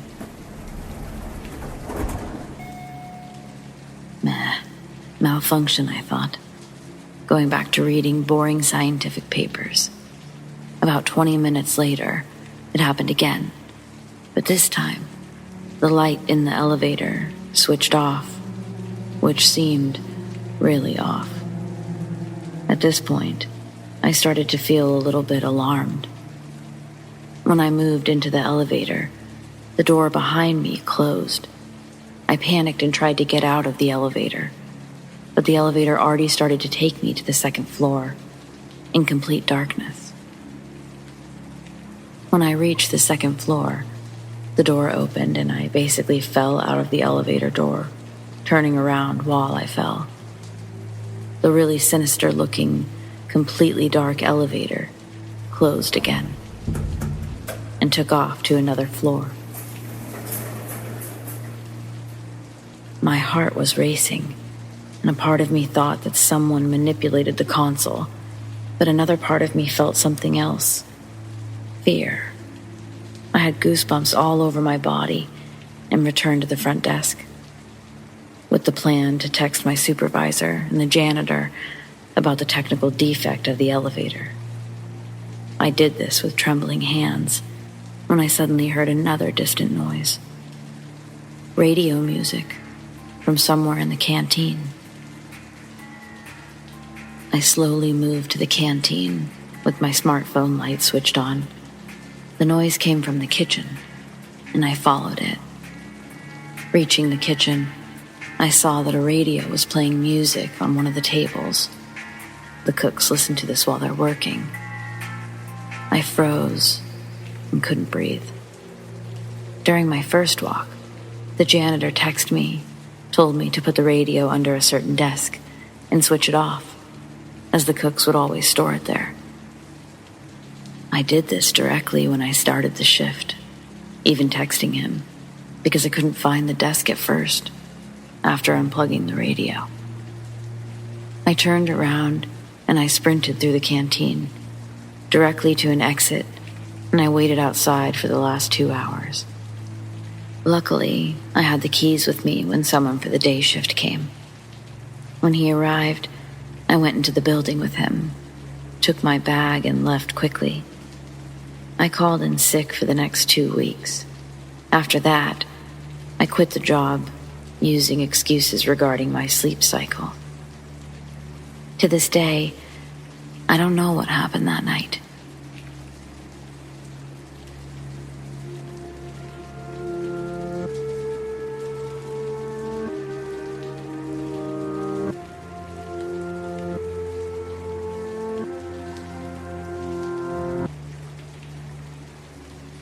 When I was 13, my parents sent me to rehab. When you're that age, you can only go for so long. But I was there long enough to learn something pretty nuts. Part of the reason I struggled with substances was because my parents had a tendency to not believe the things I would tell them.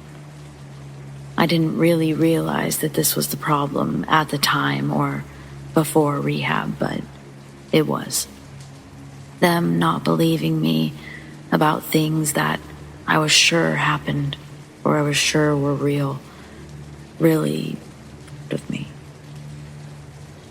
Where I come from and where I was, it's not very populated, so the chances that I would run into somebody I knew or that knew things about where I lived was pretty likely. On the first day I was there, I'd learned it would be every Monday. You'd break out into these little mini groups.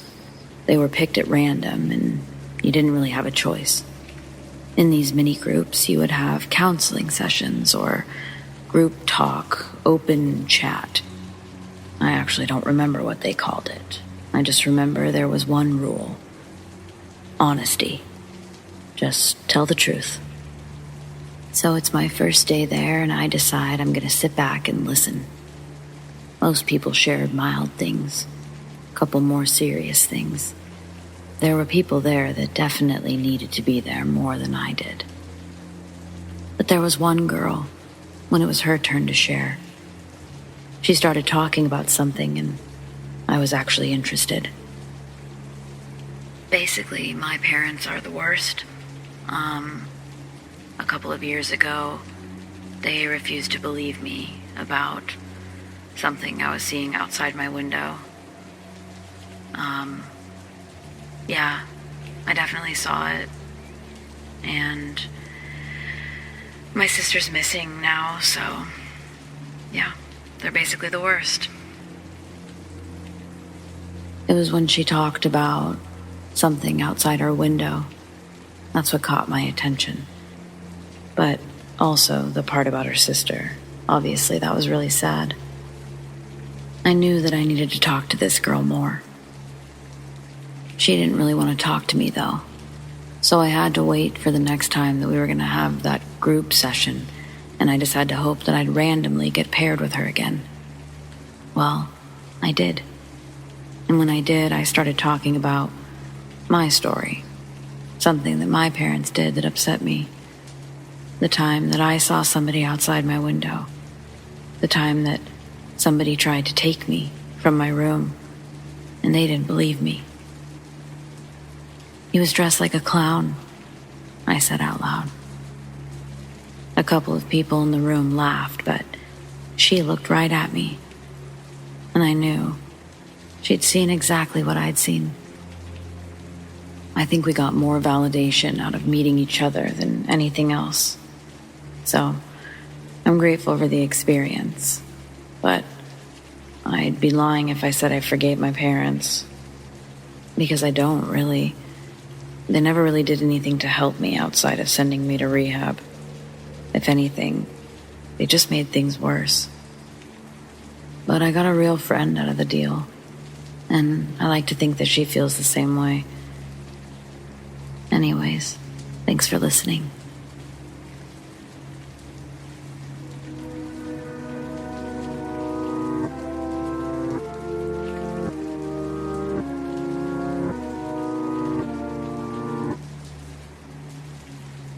I tried to search floating napkin-like object on Google, but I just kept getting crafting recommendations for Halloween. Something really odd just occurred, and I'd like to share with all of you. maybe one of you has seen something similar. We live in a nice suburban home built in the late 1960s.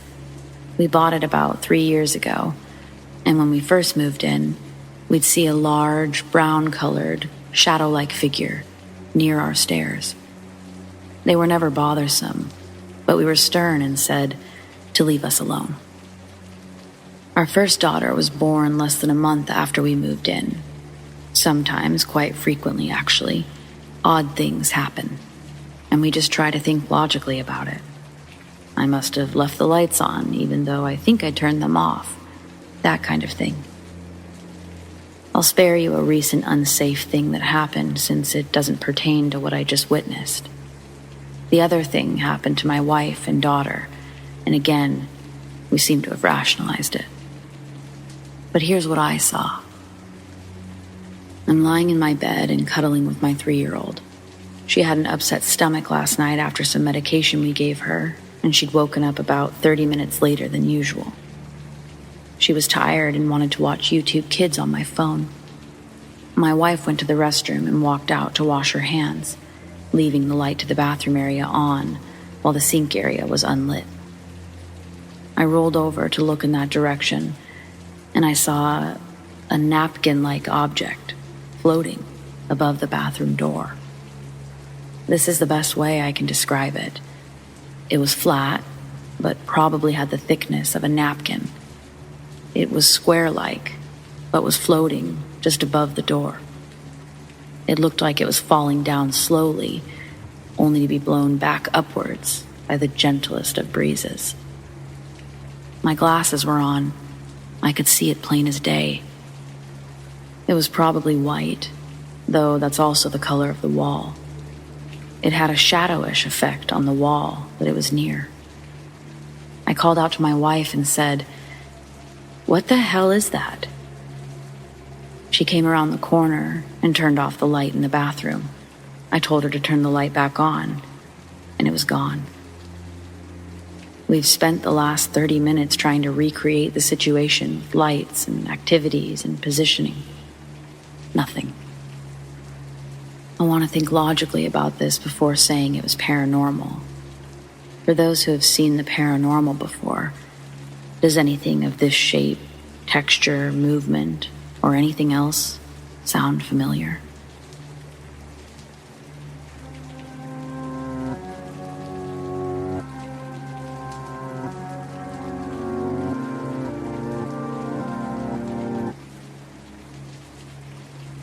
I've always felt inclined towards the spiritual side of life. Maybe that's why in my adult life I'm a pagan and practice witchcraft. Most of the stories of the house I grew up in happened before I started to dabble into the unknown, though I've always been careful in only having and promoting good energy. The short incident I'm going to tell you about, in my mind at least, isn't menacing or evil at all. Just a little nod at the strange things going on, and more confirms on a physical level that all was not as it seemed. I grew up on a kind of busy street in a kind of major city in Western Canada. I lived there with my parents and brother, even though he was much older and moved out when I was little. We had a main level and a nice redone basement in addition to a yard and a 2-car garage. Since I could remember, like 2 or 3 years old, before I entered the garage, I would knock 3 times before me or anyone else would open it. I didn't make a huge production out of it like I do most things, but it was just something I felt inclined to do. When my mom would ask me, "Why do you do that?" I would say, "So the children who live in there can hide before we come inside." Now, something you need to know is that not only am I not that old, young adult at best, but I have the memory of a freaking elephant. I can tell you things that happened 15 years ago, as if we're watching an HD movie. So, unlike little kids who say creepy things and don't remember, I remember why I said it, why I believed that. As a very visual person, when my mom asked me that, I had a very clear image in my head, one I'd been referring back to every time I knocked. I could see like I was there, the same shadow-like looking children. They'd be running around having fun until I'd knock so they could stow away and not be seen. If I knew then what I know now about my visions, I probably would have been more freaked out. But to be honest, I was pretty chill about it. Of course, that's not the end. So I grow up, I still knock, every single time, until I don't. Again, I remember the day exactly. Normal tween day. I'm fighting with my mom before school, so I rush into the garage without a knock and plunk into the passenger seat to wait for my mom to drive. She's kind of fast behind me, and we notice at the same time that something small and pinkish is on the hood of the car. It's small, but totally noticeable.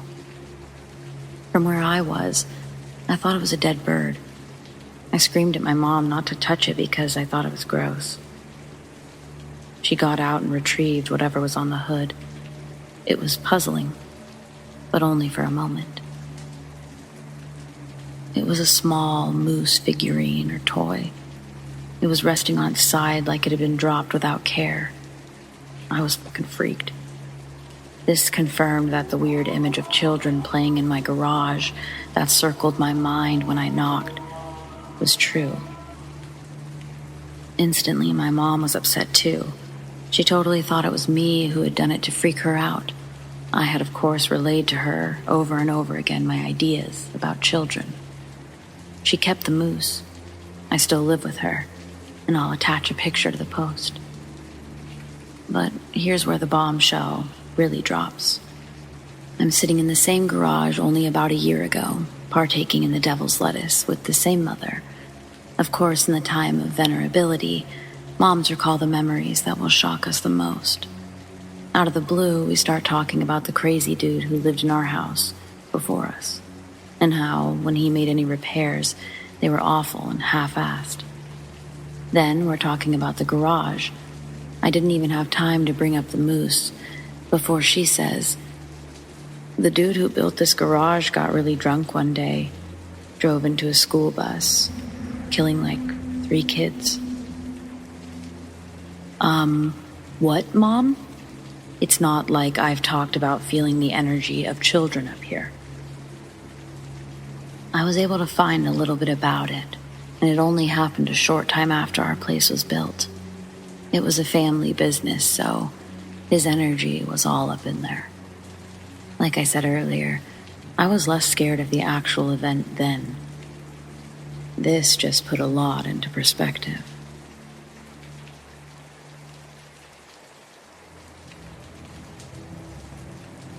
I'm an armed uniformed security officer in my city. Well, 2 years ago, my company was providing services for a motel named the Knights Inn. The motel was preparing to shut down for a massive remodel, as well as code and structural updates. Now, the motel was previously 2 separate motels, but when the Knights Inn bought it, they merged the 2 properties into one. During the nearly 20 years of running between both of the original motels, they saw some rather negative events. This location just so happens to be within walking distance from the county jail, so when a number of persons were released from custody, they found their way to these motels over the years. Murders, drug overdoses, and suicides were all reported on this property. All these dark events left negative imprints on these grounds. Fast forward to when I worked on the property during the overnight hours, and the 3 events during 3 separate shifts I worked, and the one I responded to as a cover officer. The first was on my 4th shift. The first few went very slow and boring. No one had told me or my staff the history of the property at this point. Well, the second to last week of operation, I was helping the on-duty night auditor prepare the morning breakfast bar. And the kitchen was in a part of the building where a long shut-down restaurant once was. The auditor was preparing waffle batter and filling pitchers of orange juice when an unopened 12-pack of canned soda exploded next to the service access stairwell, which was padlocked from the inside of the service hallway to the kitchen. The auditor's scream was chilling as well as deafening. Well, due to some of the less than upstanding guests they'd rent rooms to, I began down the stairs to find that the doors were still secured and no one could have entered through them. I stuck my finger in the puddle of soda, thinking that maybe it had been overheated or something, causing them to burst, but no, it was slightly cool. As I looked at the auditor, still shaking, holding a small kitchen knife, trying to calm her down, we both heard a loud little girl giggle, but it sounded unusual. Needless to say, we both bolted from the kitchen back to the main desk. 5 minutes later, the auditor told me no one checked in tonight with kids. The following week, and the last week of the location being open before the remodel, I was doing standard grounds patrolling, making sure no doors were unsecured or people fighting. Just about the time I finished, I get a call from the front desk, calling a Code 6 priority. I ran back to the office, nearly tripping on the stairs in the courtyard. Once I arrived, I saw a young woman and her daughter, just the cutest little 3-year-old. The mother was crying uncontrollably, but managed to tell me her husband was not himself. That after nearly an hour in their room, he pulled a knife out of nowhere and started wildly swinging it in the room at his wife and kid. The wife said that he hates weapons, and he wouldn't have had one. So I began searching the grounds for the man, and I found him sitting in a dark corner of the courtyard. He had the knife in his hand and was blankly staring ahead. Once the knife hit the light, I saw the blood. Then I noticed he was bleeding. I ordered that he drop the knife as he slowly started to walk towards me. I repeated a second time. Then, on the third order, I drew my weapon, and I ordered that he stop and to think about his kid. Right as I did, 3 local officers sprang from behind me, 2 with their CEWs, tasers, drawn. In a quick display, I heard the deputy order, and then followed. Taser, taser, taser. The local officers took the man into custody, and they were having me fill out a statement when I overheard 2 of the deputies talking. Want to know what's odd? The room that they're staying in had a suspicious death a few days ago, but detectives say it was drug-induced suicide. The other deputy replied, What are the odds that this guy went nuts? I personally think that's a little too odd that a man commits suicide. Come to find out, he'd cut his arms until he bled out.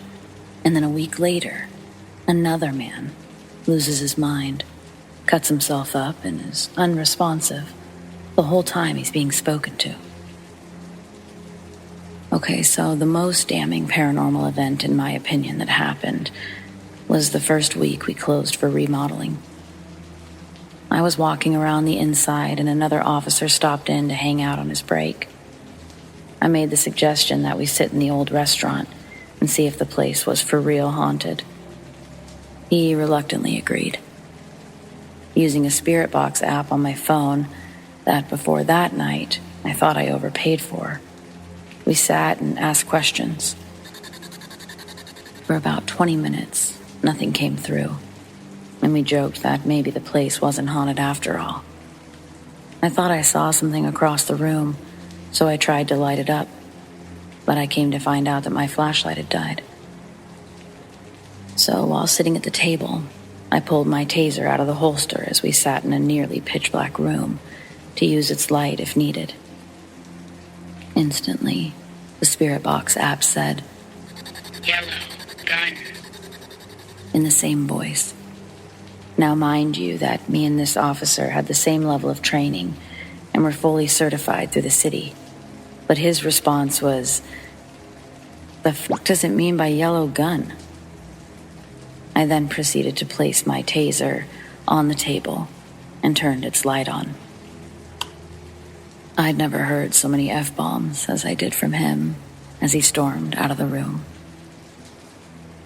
The final incident, I'm still unsure of, but the one phrase the suspect yelled, "There will be more ghosts here tonight if you enter." 4 weeks after the motel closed, I was working a city patrol when an on-duty officer called for priority backup from all available officers on duty. "Sam, 262 to Nights Inn. What's the situation?" The officer responded. 4 to 6 persons have made entry into the back building, barricaded themselves into a room. I was the first responding officer just after 3 a.m., and I met the on-duty site officer. As we were talking, and a third officer arrived, we heard 3 gunshots ring out from down the hallway. At this time, we contacted the local sheriff's office about the situation. Within minutes, several deputies arrived in ASV, active shooter vests, and helmets. They attempted to reach the room as we watched from the end of the hallway. 5 more shots rang out from the doorway, and luckily, no one was struck. The deputies fell back to the end of the hallway where the 3 of us were. A supervisor for the deputies ordered 4 of them to watch the hallway as the rest took position around the building. We asked what we needed to do, and he replied to block the entrances to the property and that no one comes in that isn't an officer. So basically, we were to keep out the impending reporters. SWAT arrived and the deputies pulled back. SWAT took position. The whole time, the suspects saw the activity from the windows and the holes in the door. A lieutenant with SWAT and a public relations officer came over to me and the other guys on my staff. And while asking us what happened before the deputies responded, and from a broken-out window, we heard the suspects say, "There will be more ghosts here tonight if you enter." Around 5 a.m., the SWAT armored vehicle pulled up next to the back of the building, and we heard 3 thumps. SWAT shot OC shells into the room before breaching from the windows and doorway. And just as soon as we heard the thumps and saw the smoke, 5 of the suspects were being carried out, and a 6th was being rushed onto a straightboard to an ambulance. Come to find out, the man with a pistol in the room took his 5 friends hostage and attempted to kill himself when SWAT breached. He later died at the hospital, so I wonder if he joined the other ghosts at the motel. After that night, we no longer provided security at the Nights Inn. 8 months later, it reopened as some new age hipster hotel. I haven't been to that property for some time now, even though I pass it whenever I work South City Patrol. I wonder how the property is, and if the paranormal activity still happens, even after the remodel.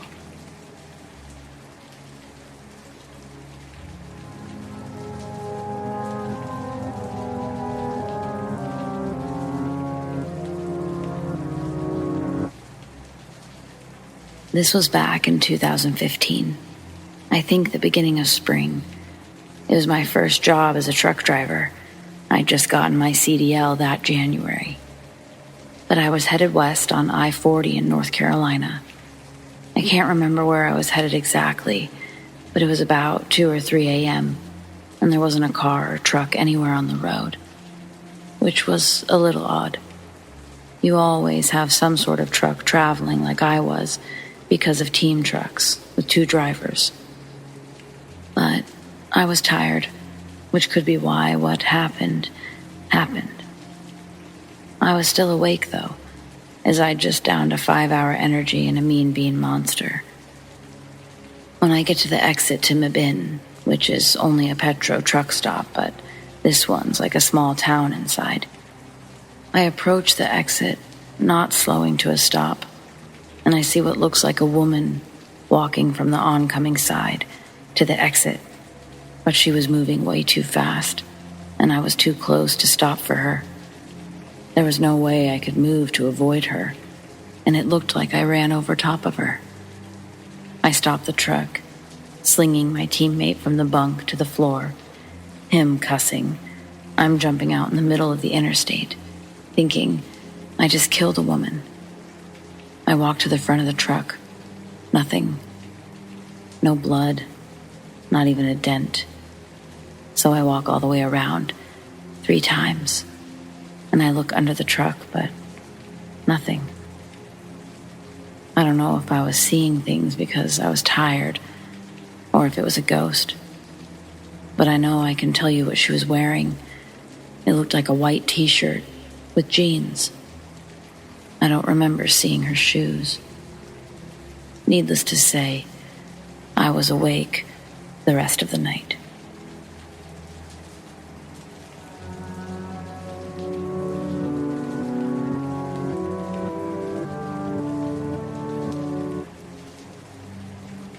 So a couple of weeks ago, I was working on the electrical wiring at a church, and I got into a pretty crazy conversation with the pastor there. It seemed pretty far-fetched, but as I listened to him, he never smiled. And he's also an older man. I'd assume he'd have no reason to tell such a lie in such detail. You tell me. So he tells me that like 30 years ago, he and some members of the church went to volunteer and spread the word of God to the villages of the African Congo. It was nearly a 2-month trip, and the gist of what they would bring was a lot of Bibles, English Bibles. There was about 30 people, 15 adults, 15 young adults, and they would ship supplies to build small structures. Their mission was to provide education, which the pastor clarified was teaching prayer, not math and reading. Besides helping out in the community, their main goal was to build a church so that all the people in the village could continue to worship, even once the church or the mission was ready to return home. So the pastor says one day he went with a couple of military-type guides into the rainforest to gather resources. The pastor tells me that the rainforest alone was an impending spectacle. Behind the tree line hides an unforgiving place. And he said, where even God can't find you, underneath the foliage and the vines. Through what he described as sweltering and humid air by midday, they'd all just traveled 1 to 2 miles deep into the Congo. Still, they were areas only touched by villagers on rare excursions. The pastor also emphasizes how odd the younger guide was acting the whole time, how he'd been giving him an uneasy feeling from the start of their trip, continuously looking over his shoulder, speaking quietly to the other guide in their native tongue. The pastor says he even asks if there was something wrong with this kid. The guide leading the way tells him that he's very superstitious, and he thinks that this area of the rainforest is cursed. It's not. Don't worry about him. So they continue deeper. Eventually they make it to a water source and take a break. They all set their backpacks down, or whatever they were carrying, and drink and eat food that they packed. The younger guide is looking more and more uncomfortable while whispering to the second guide. The pastor asks, "What's he saying?" The guide does his best to translate his buddy's concern, but basically saying he doesn't want to be hiking back in the dark. Guide number 1 reassures both the younger guide and the confused pastor that they should be out by sunset. Don't worry, he tells the pastor. The pastor tells me that he takes this opportunity to remind them that God is on their side, protecting them. Guide number 1 translates that back, and they all prayed together. Moments after, he says that the rainforest went silent, so noticeably quiet that even with the language barrier, an exchange of glances confirmed they were all feeling the same unsettling knot form in their stomachs. The ground starts to vibrate beneath them and then stops. The lead guide explains that they're above a winding cave system called the Teesville Caves. One of the tunnels may have collapsed, and that was probably the cause of the sudden quake. I ask the pastor what he's feeling when he's hearing this. Did he know there was going to be random earthquakes? He explains that he was truly freaked out, and at that point was firmly gripping the cross around his neck. He suggests to the group that they wrap up what they're doing and start the trek back. The guide says that they need to collect a fishing trapper net that they had a little ways up the river. They can't leave it out. So, reluctantly, they proceed to follow the river up about a mile until they reach the mouth of a huge cave, dark and deep. Its entrance swallowed any light that the trees didn't block. The pastor tells me that from a distance, it looked like huge patches of webs were stuck on the walls and rocks, resembling what some caterpillars do in trees in the summer. He says that that kind of stuff was all over the mouth of this cave. Approaching, the pastor makes it clear he wants nothing to do with this, telling them, "I'm not going in there." But the guide tells him that's fine, that he can wait at the edge. It's only a couple of meters inside. The two guides get out their lanterns and leave their backpacks with the pastor. He watches them walk through this massive entrance. A couple of strides in, and the lead guide misses his footing on a wet rock, crashing into the shallow riverbed, destroying his lantern. The shattering of glass can be heard over the moving water. The younger guard scrambles to help him back up, but is told to stop moving. Or at least that's what the pastor thinks is said, because the kid freezes in place like a statue, both of them now staring into the darkness. The pastor held his breath. Fear hung in the air. It was an immediate saturation of senses, watching them both stay there motionless, doing their best not to disturb a single atom around them. This goes on until the younger guide slowly starts moving his lantern, briefly illuminating a small portion of the black with faint visibility. On the wall, there looks to be a massive cocoon attached to one of its interior formations. But upon closer inspection, as the light continues its path across, it's revealed to be a big leopard, deceased and wound tightly in the web. Its head is partially sticking out of the shell of silk around it. The pastor realizes that the shoreline and riverbed are littered with bones from many different animals, the sight of which makes him want to run, but he has absolutely no clue where.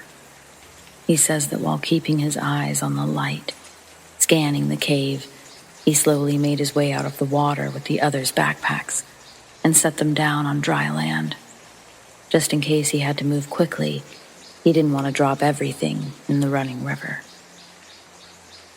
The lead guide gets to his feet and points for his partner to shine the light up. When they do, the pastor says he witnessed a creature that, I quote, was a nightmare from hell, staring down at them. It was a spider, larger than a car. Only its upper half was uncovered. The rest of its body was tucked inside a hole above that it quickly retreated in when the light touched its eyes. The pastor stretched his arm out wide, said its legs were literally 5-6 feet long, something he couldn't help but catch his breath while describing to me. And it was fast, he said. Right when the light touched it, it pushed itself backwards into the labyrinth of tunnel formations. The pastor says he begins to shout at the two guides in the water, telling them to run.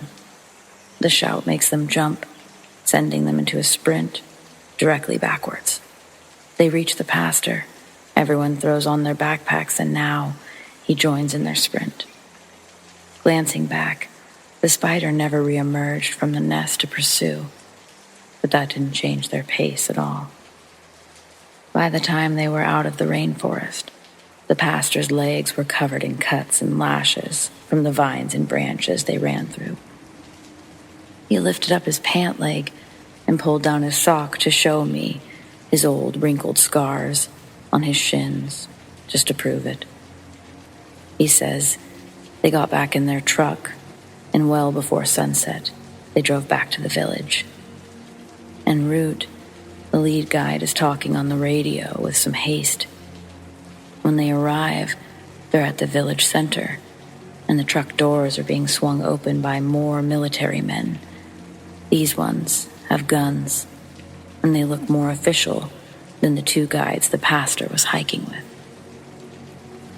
They direct them out of the truck, bring them to a small wooden one-room building. Inside the building is a well-dressed man. He says he's sitting behind a table, smoking. When they enter, he puts out the cigarette, and he stands up to greet them.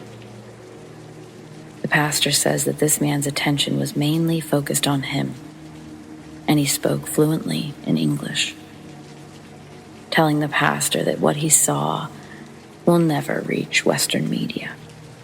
He tells him that they have copies of his passport, his address, and other personal information that will ensure his compliance, otherwise risking total financial and physical ruin.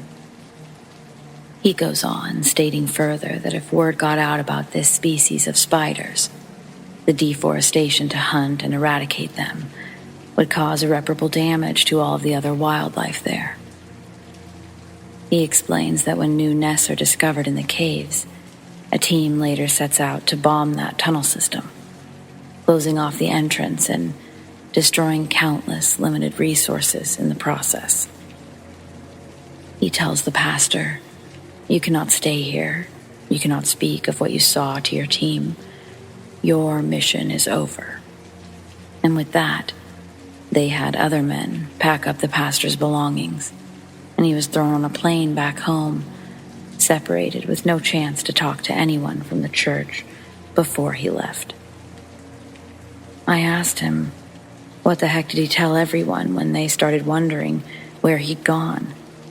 He tells me he'd simply told them it was something God had told him to do. He says that he was most worried about them while they were still there. He wasn't sure that they would remain safe, telling me that the man that sent him home, he wasn't friendly, and he meant business. The pastor believed that he let them leave because of their affiliation with the church, and that's all. He ended his story to me with the name of the spider, or what he thought it was, not one that was shared with him by anyone in the Congo, but something he discovered years later when curiosity got the better of him. Of course, I can't remember the name of the spider, because it was something insane. But I've been searching the internet, and the things I'm finding, well, they're terrifying. The stories themselves, without visuals, they're enough to give me nightmares. It was too wild of a story to not share with someone before it left my brain or something. So, what do you think?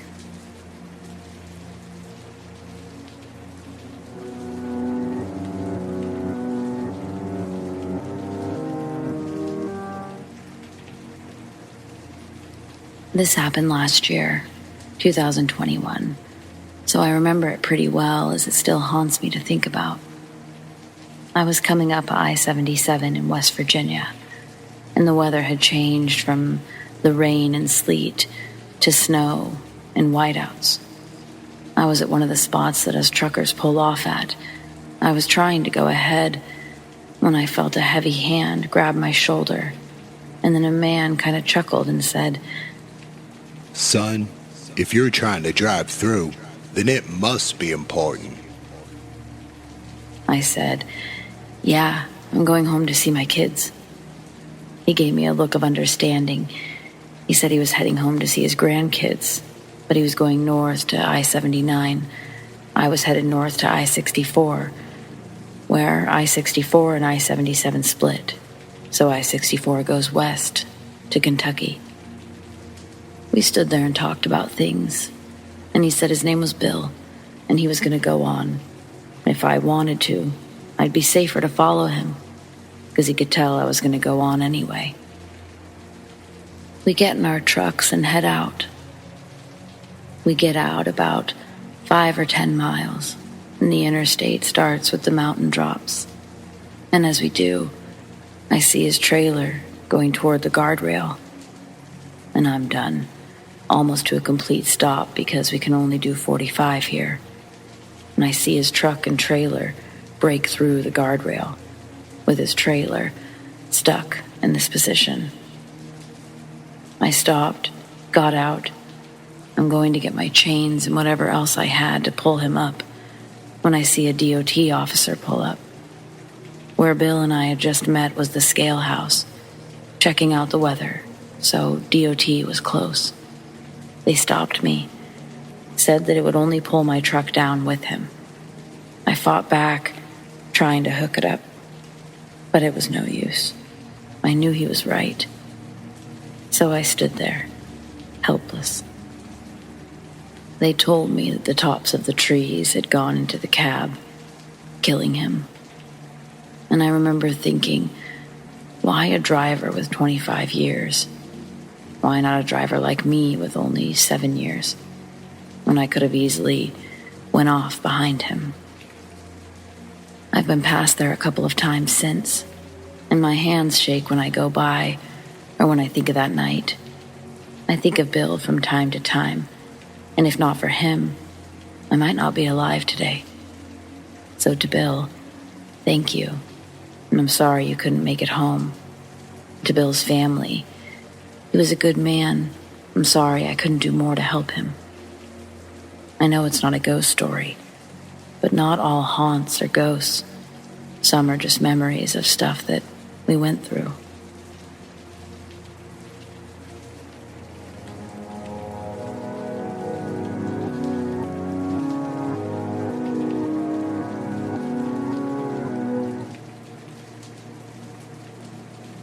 I can't say that I've ever seen a ghost. The two experiences tell me I might have been near one.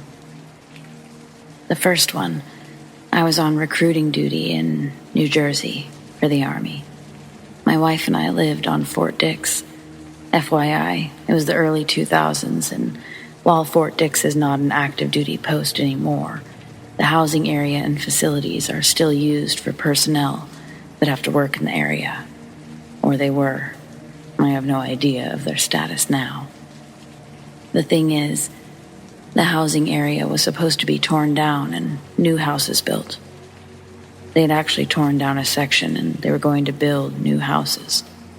Then me and other service members would move from our homes to the new ones, and the houses we left would be torn down and replaced. That didn't happen because this was shortly after 9/11. All of these houses were the same, as you'd expect on a military post. Same layout, same basic stuff. We lived right next to a guy I worked with. Hell, 2 other guys I worked with lived on the same street. We all got along, but as you can imagine, even though I liked these guys, seeing them 12 plus hours at work and then after work, on days off, got old fast. Then there was a hurricane that passed through. Fort Dix is relatively close to the coast, so there was a lot of rain. And since the Army has taken money out of maintaining the housing areas so they could build a fence around the entire post, the roof of our house collapsed. I'll spare you the details. Basically, we had to move. The government was at fault, blah, blah, blah. There were 2 houses that were available at the time. Yeah, I could have taken the option to move off post, but recruiting duty was brutal. I was at work all of the time, and my wife was already pissed about that. I was never home, and I only had Sundays off, and sometimes not even that.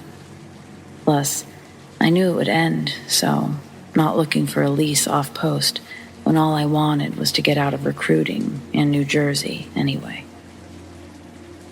One house was available, right next to another guy I worked with. No problem.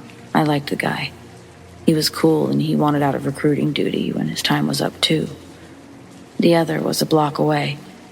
We looked at the first one. An older lady that worked with my wife had told her that she actually lived in the house on the post before her husband passed. She told her that even when they lived there, the house was creepy. It had a bad spirit in it. Me, whatever. Each house was the same. I felt that until we inspected it. My wife is not someone that gives in to superstition easily, but as soon as we entered the place, it felt off. I don't even know how to describe it. It was like nothing was level. Everything in our perception was off, like a fun house. Plus, I seriously had feelings of anger and rage with no provocation when we were in the place. I remember that because it was out of the blue. I was cool when we walked up to the place, but once inside, I instantly hated everyone. And I felt like I was 2 seconds from going berserk. My wife also felt uncomfortable in the place.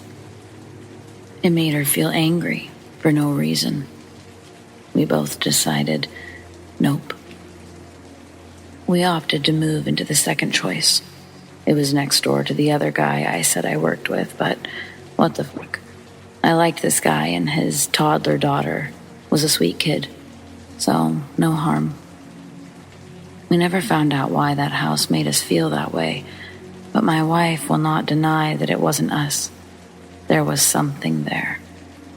And she's not the person that will believe in ghosts and goblins easily. The lady she worked with wouldn't give details either, and she clearly didn't want to talk about it beyond what she'd already told my wife. I still wonder, what was it?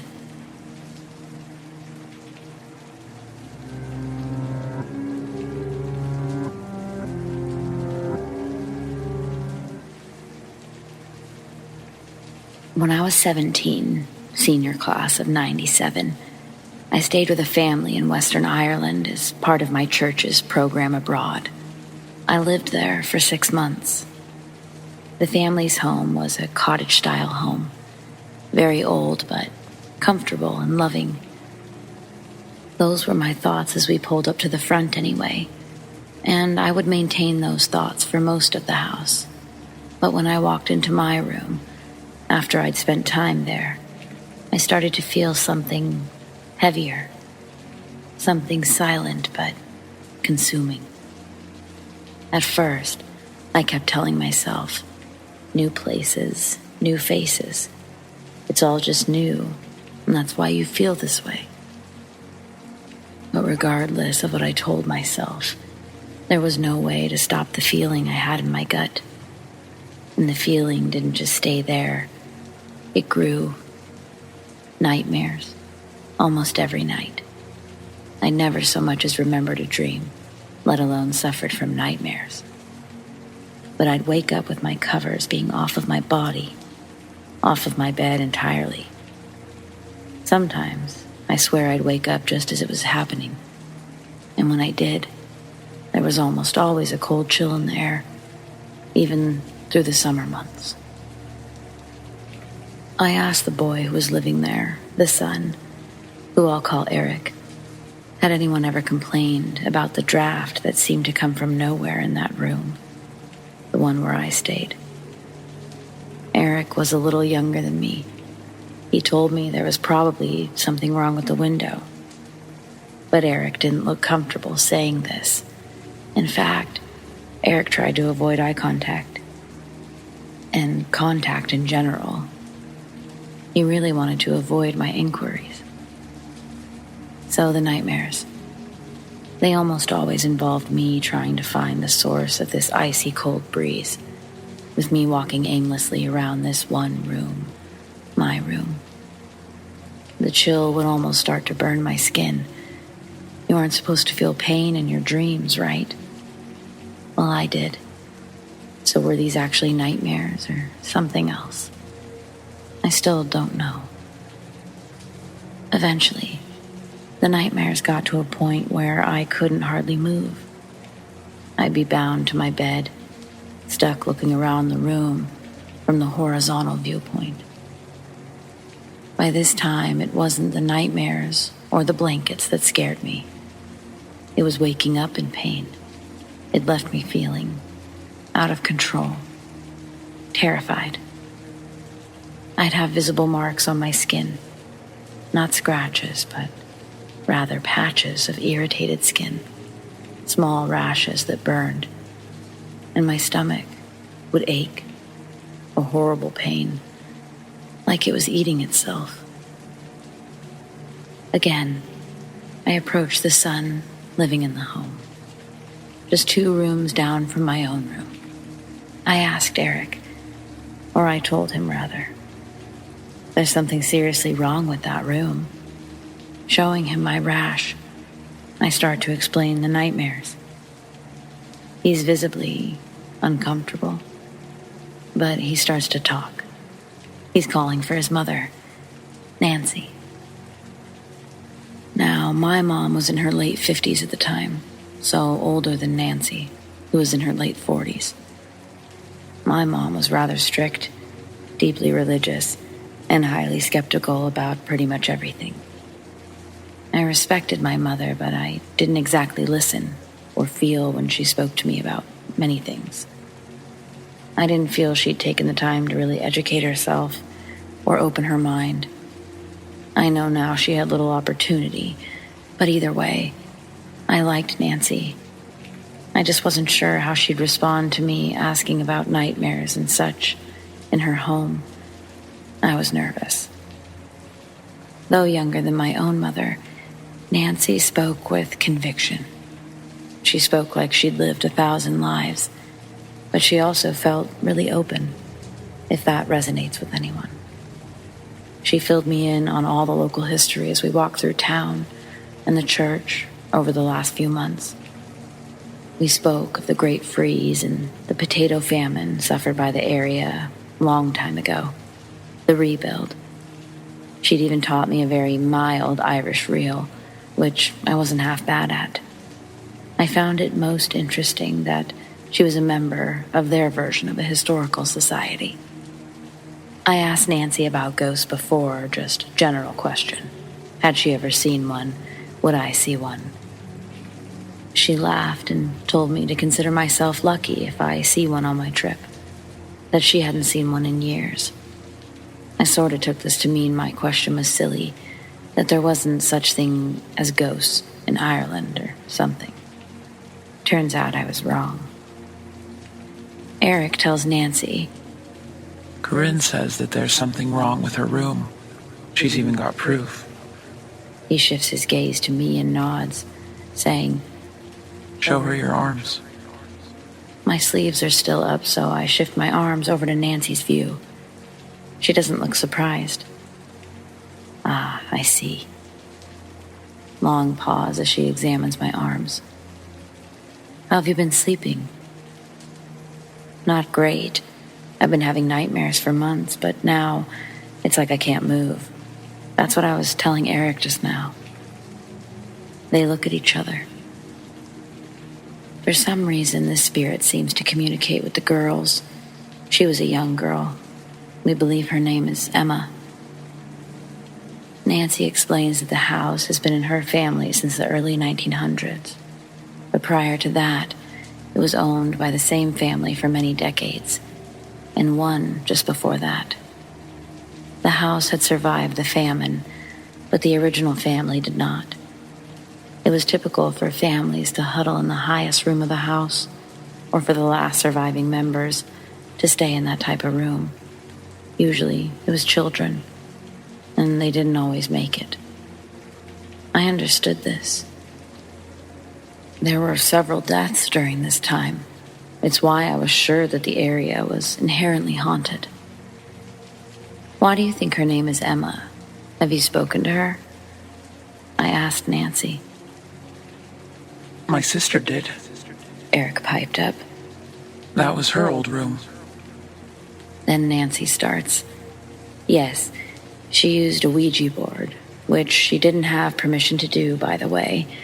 And she says the girl is Emma, and that she died here in the house, in that room.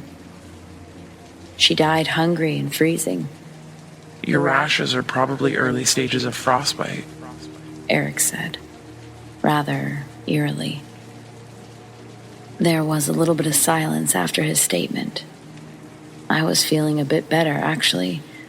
Not about his odd statement, but just in that I had experienced something that someone else had too.